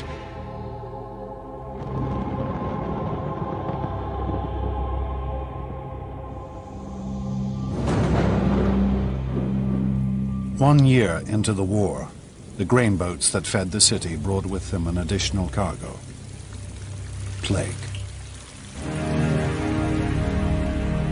A disease that would now devastate Athens. Pericles' plan couldn't anticipate difficulties that we now would suggest were rather likely in those circumstances of crowding. And the results were horrendous. With the population crammed behind the city walls, the affliction spread like wildfire. The symptoms were horrific. The Athenian historian Thucydides, who lived through these years, recorded its effects. The body was suddenly seized, first with violent heats around the head and redness and inflammation of the eyes, and then the disease descended into the bowels, producing violent ulceration and uncontrollable diarrhea. The sufferings of individuals seemed almost beyond the capacity of human nature. The city must have looked terrible, smelled terrible, been awful to be in, and terror must have reigned everywhere. Sufferers, racked with fever and overcome with unquenchable thirst, would crawl into the city cisterns and water mains to die.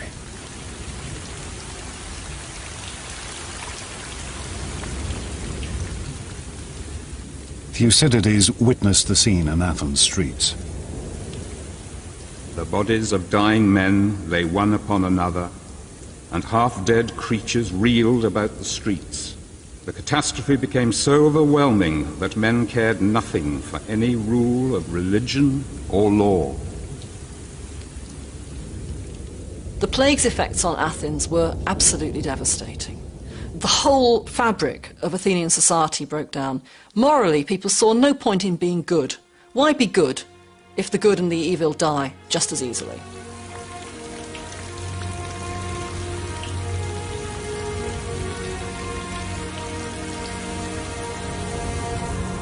The plague would kill over a third of Athens' population. And then it struck the city's figurehead, Pericles.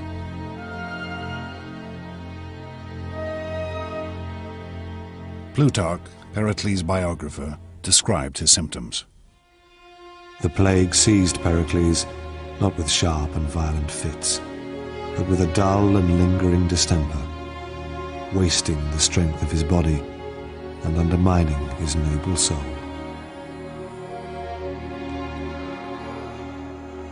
By the end, the patrician hero of the city was reduced to relying on potions and magic in an attempt to cure himself.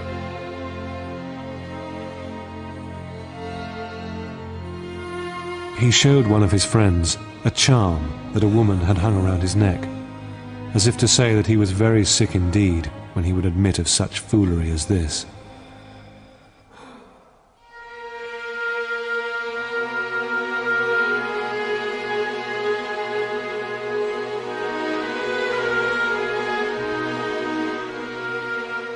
Finally, after 6 months of lingering illness, Pericles died in 429 BC.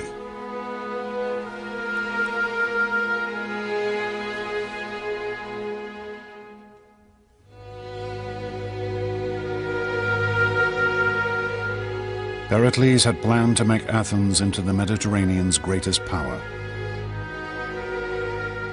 But his carefully calculated strategy had brought only disease and death. Like most brilliant men, like most people who have had great success all their lives, Pericles simply underestimated the degree to which some things are out of the control of the very best intelligence and the very best knowledge that there are.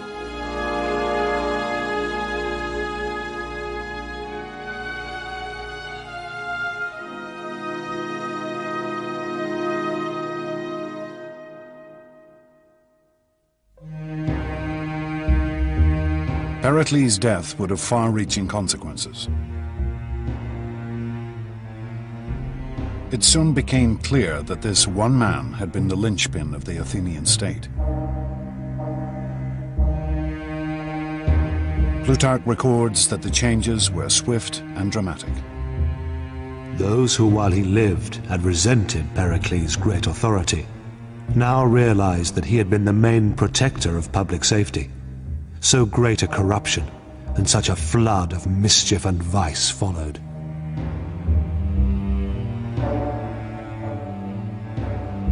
The flaws in Athenian democracy now became apparent.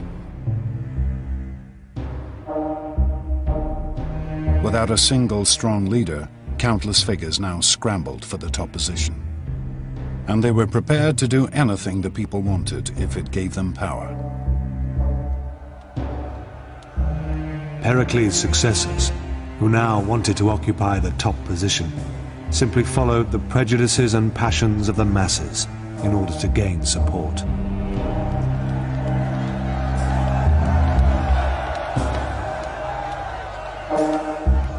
Athenian democracy now revealed a new and terrifying potential. The potential to slide into mob rule. Crippling her ability to fight a war.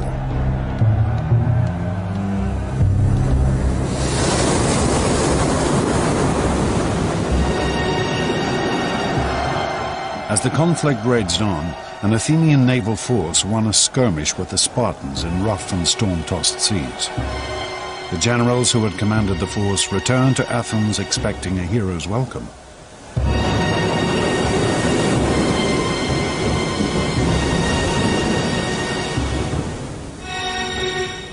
Instead, they were thrown into prison.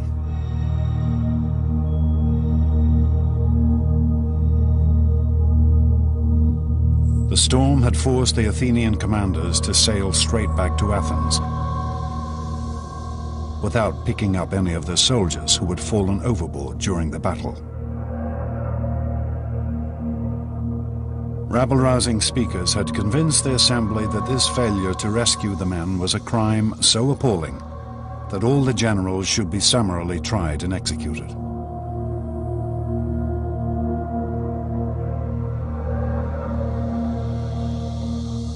We know of only one man who stood up and attempted to calm the fevered assembly: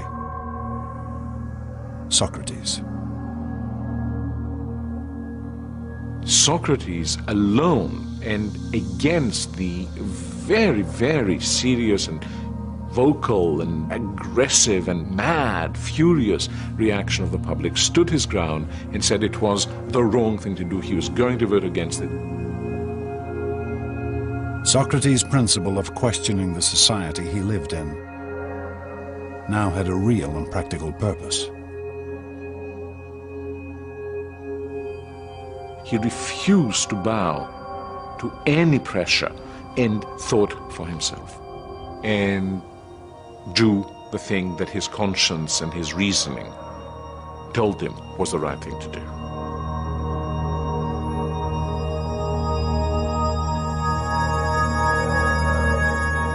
But in the end, Socrates was only one voice amongst the multitude, and he could not sway the assembly. The generals were condemned to death by drinking poisonous hemlock.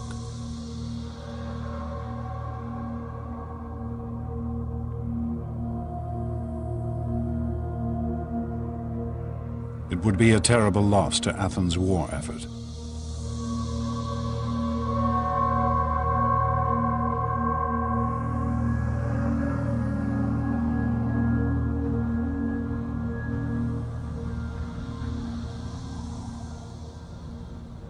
With the assembly in the hands of self-interested despots, once mighty Athens began to lose her way.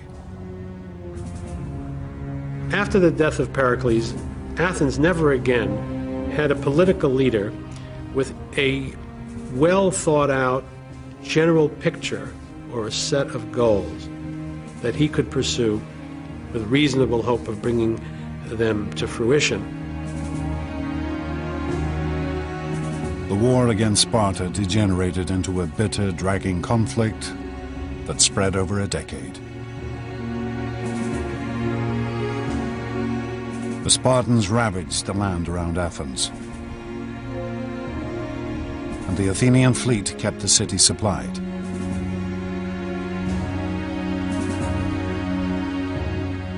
Neither side was able to defeat the other.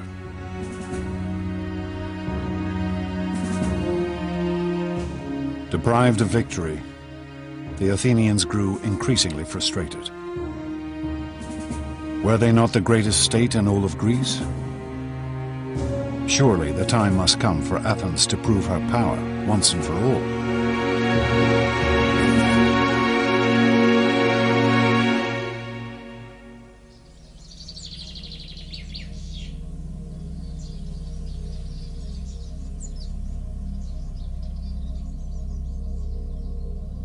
Then, in the year 416 BC, a daring proposal was put before the assembly. A proposal which, even if it did not defeat the Spartans, would at least satisfy Athens' hunger for glory. A small Greek colony on the island of Sicily had asked for protection. Protection from a neighbor allied with Sparta. Why should the Athenians not come to their aid, humiliate their Spartan adversary, and perhaps conquer all of Sicily at the same time? As one Athenian addressed the assembly, "This is the way we won our empire, and this is the way all empires have been won. Let us set out on this expedition, for it will destroy the arrogance of the Spartans, and at the same time we shall become rulers of all Greece."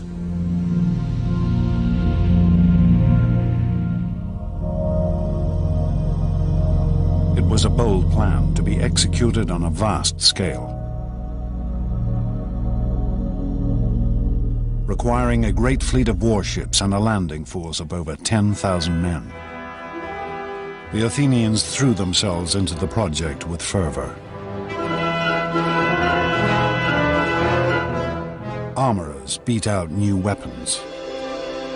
Soldiers tested out their equipment. Stores were loaded onto a fleet of Athenian triremes. And the shipwrights prepared their vessels for the sea.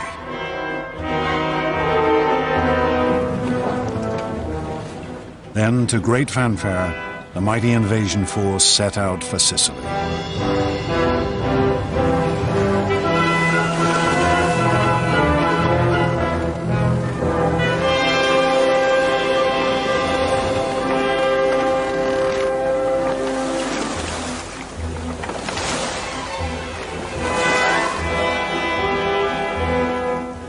Six months later, word came back. The campaign was not going as quickly as hoped. They needed reinforcements.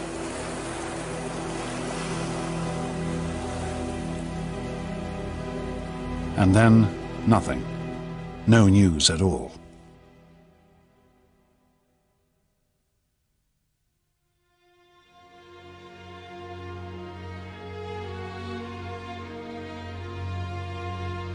Then, in the autumn of 413 BC, a sailor arrived in the city.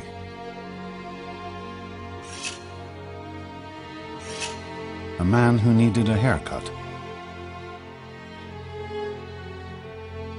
And as he talked to his barber, he told an appalling tale of a vast and terrible slaughter.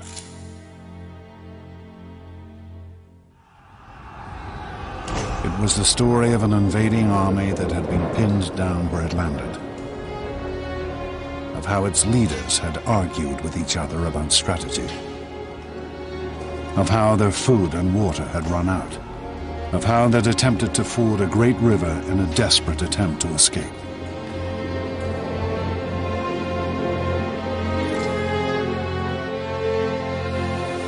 They rushed into it, all discipline lost, and every man wanting to cross first. They fell over each other and trod each other underfoot, and they drank thirstily. The water was foul, but still they went on drinking, mud, blood and all, the dead lying thick in the riverbed.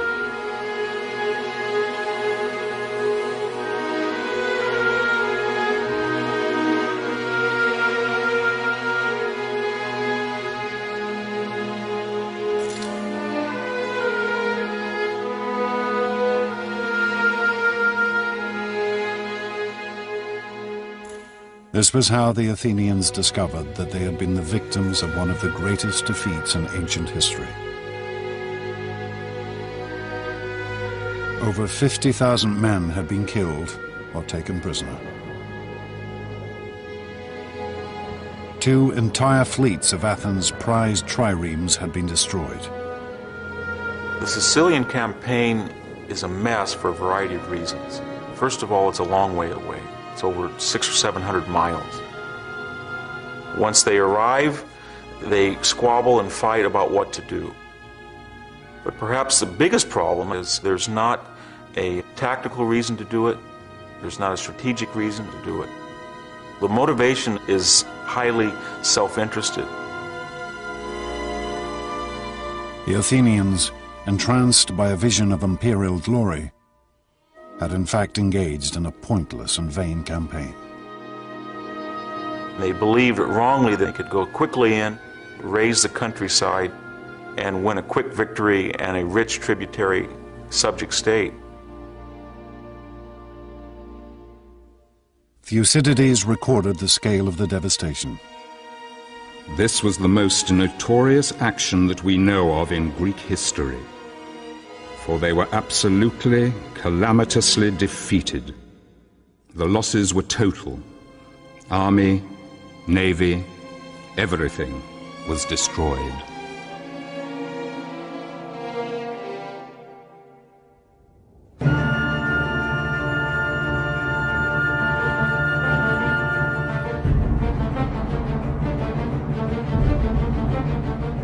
With Athens' military power now crippled, her enemies began to close in.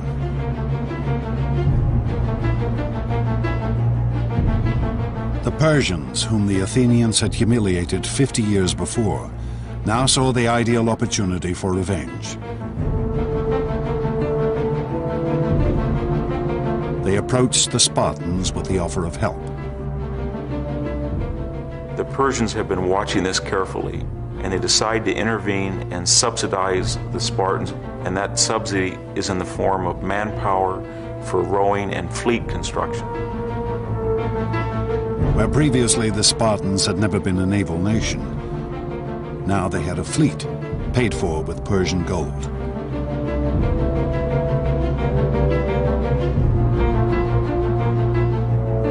With Athens' navy decimated by the defeat in Sicily, the Spartans could now blockade the Athenian harbors. The great grain convoys from Egypt and the colonies could no longer get through. And finally, the Athenians began to starve in the streets.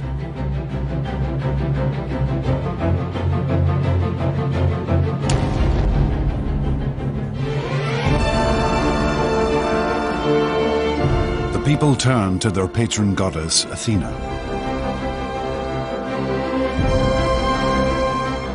At the height of Athens' glory, only 30 years before, Pericles had honored her with the most glorious temple ever seen.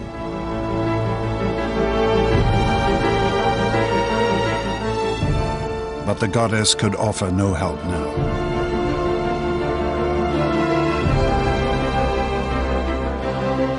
Athens, once so sure of her preeminence in the Greek world, was now home to a population ravaged by plague and war, besieged and starving. With her treasuries empty and her once proud fleet crippled. In 404 BC, Athens finally surrendered to the Spartan commander, Lysander.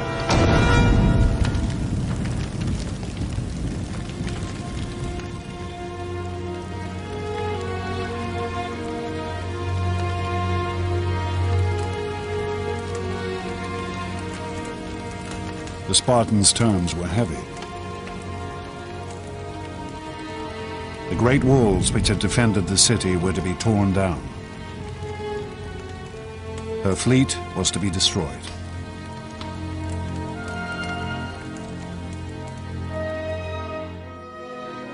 We had this wonderful scene of Lysander sailing into the Piraeus and dismantling the Athenian fleet. That's important because the destruction is symbolically a destruction of the Athenian Empire.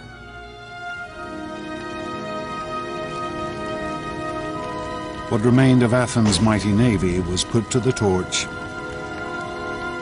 with only 12 ships allowed to remain. No longer would she rule the Mediterranean.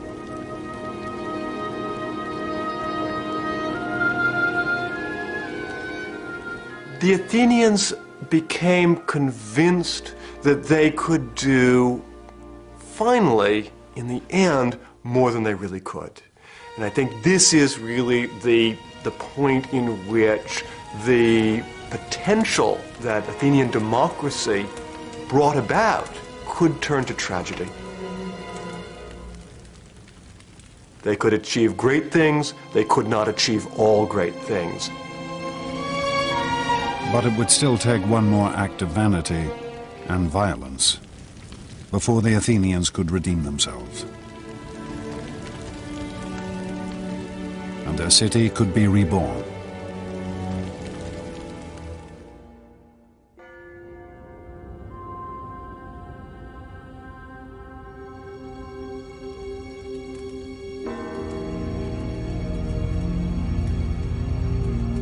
Humiliated, their empire lost, the Athenians looked for someone to take the blame for their defeat. They searched for an enemy within their city walls, someone who had dared to question their dreams of supremacy.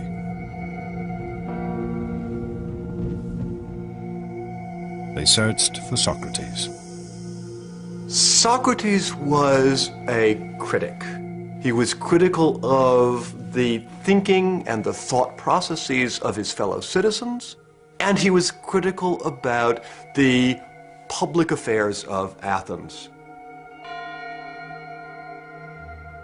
For over 50 years, Socrates had been publicly questioning and attacking the traditions of Athenian life.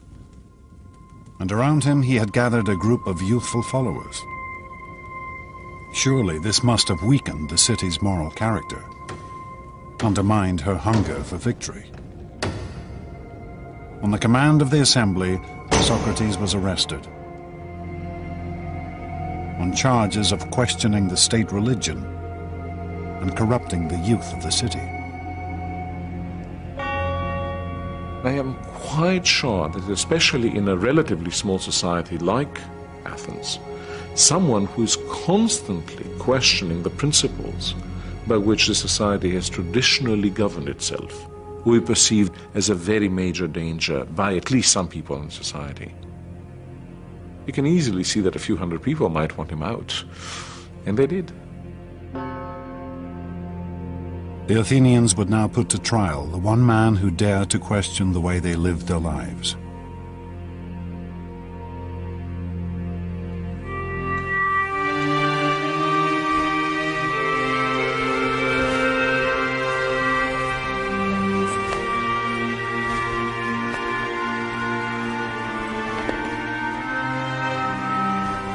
Socrates' trial would be held in Athens' central marketplace,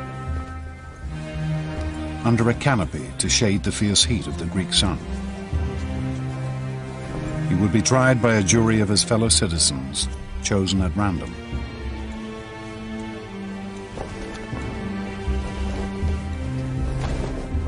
But this would not be a trial we would recognize.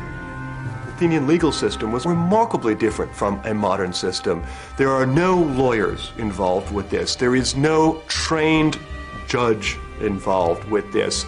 It is in some ways a very frightening system from a modern point of view. The law did not have the same stature in Athens that it has in a modern society. Socrates would be judged by the same kind of group he had watched condemn 6 generals to summary execution 7 years before.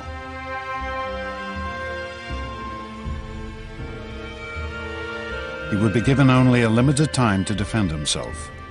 All speeches in the Athenian courts were timed by a water clock. One jar of water steadily running into another.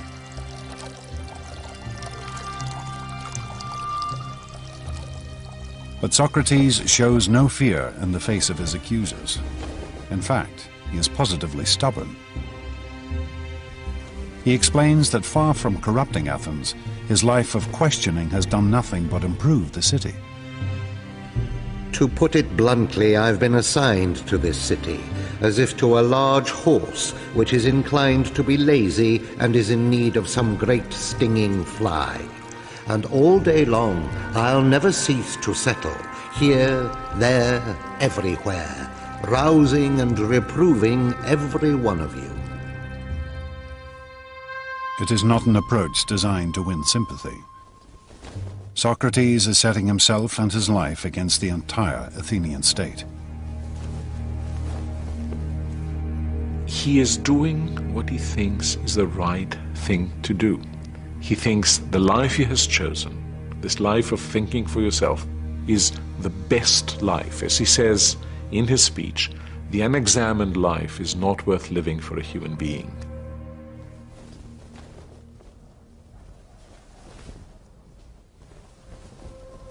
If Socrates had simply apologized to the court, he might well have been acquitted.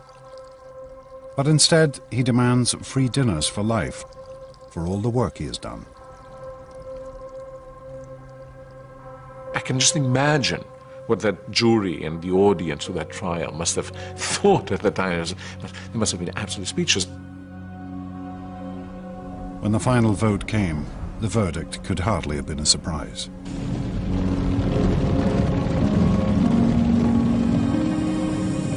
The court found Socrates guilty with the penalty of death.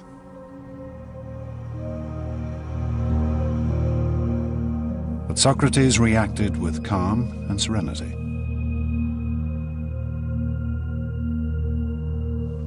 Well now, it is time to be off. I to die and you to live. But which of us has the happier prospect is unknown to anyone but heaven.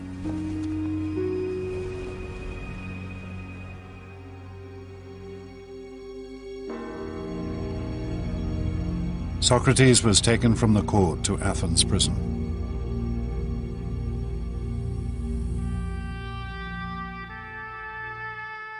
The site of this prison still exists. We can still trace the layout of the cell in which Socrates was probably held.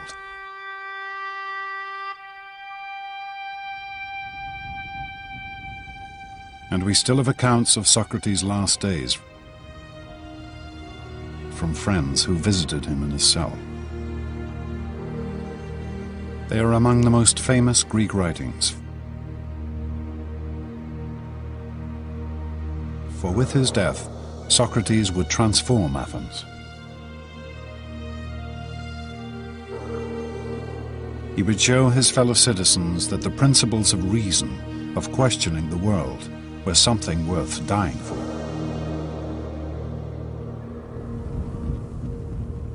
Socrates would be executed in the traditional Athenian manner, by drinking hemlock. Some of the hemlock cups used for the poison are still preserved. Death by hemlock is excruciatingly painful, causing gradual paralysis of the central nervous system.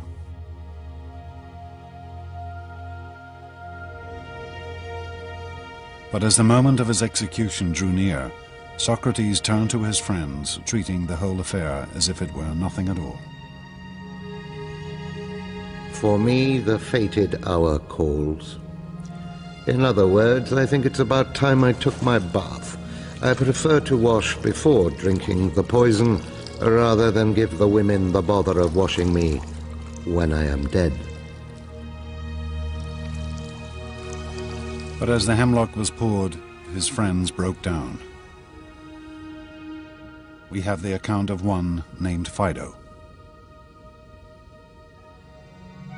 In spite of myself, the tears came pouring down, so that I covered my face and wept broken-heartedly.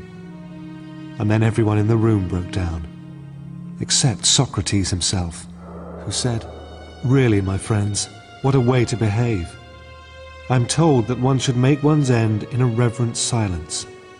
Calm yourselves and be brave."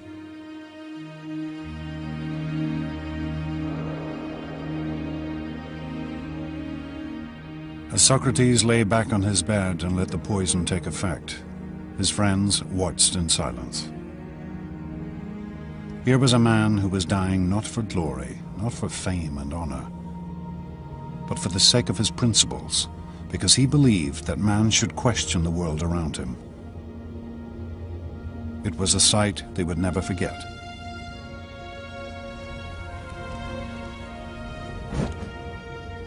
Socrates, in his life and in his death,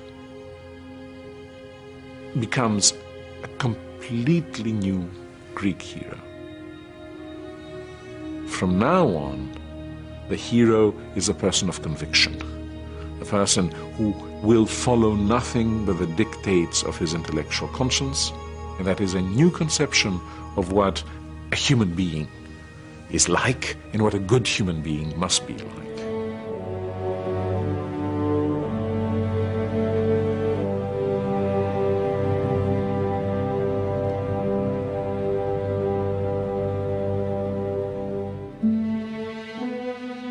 For centuries, the Athenians had believed in one ideal: the vision of a martial warrior hero.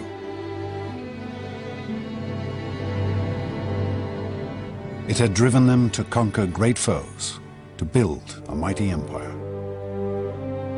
But now, in the depths of defeat, they discovered a new figure to venerate. Effigies of Socrates have been found amongst the ruins of the Athenian prison. perhaps offerings to the dead philosopher. Perhaps the most important lesson that Socrates left is the need to be critical and the need to be self-critical.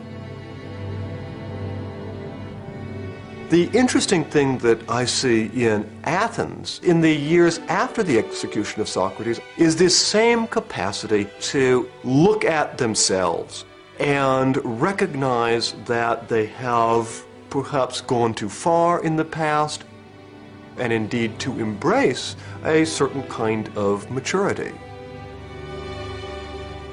Athens was never again a great imperial power. But neither did her democracy lapse again into mob rule.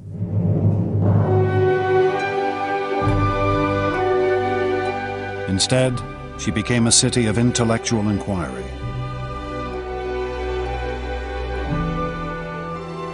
A haven of study and discussion, where Socrates' students and his students' students slowly began to build a world based on reason.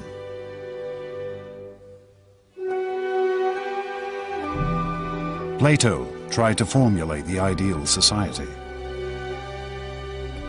Aristotle studied nature, establishing biology and zoology.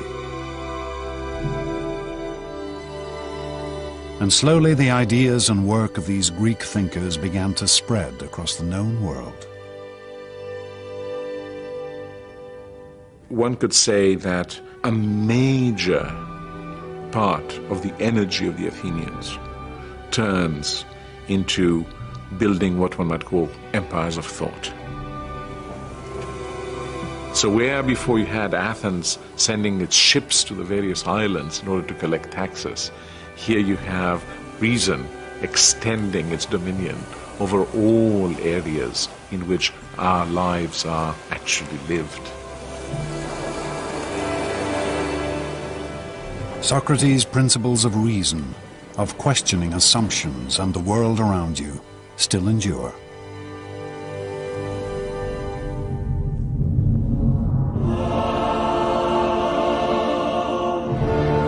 In the space of less than 200 years, the ancient Greeks transformed their world. For amongst these ruins, a few great figures carved a mighty empire.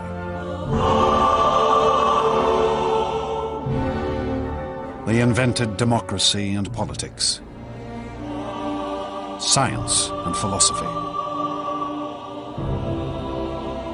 They gave us literature and drama, art and monuments which still take our breath away. And ultimately, these Greeks taught us how to reason and think.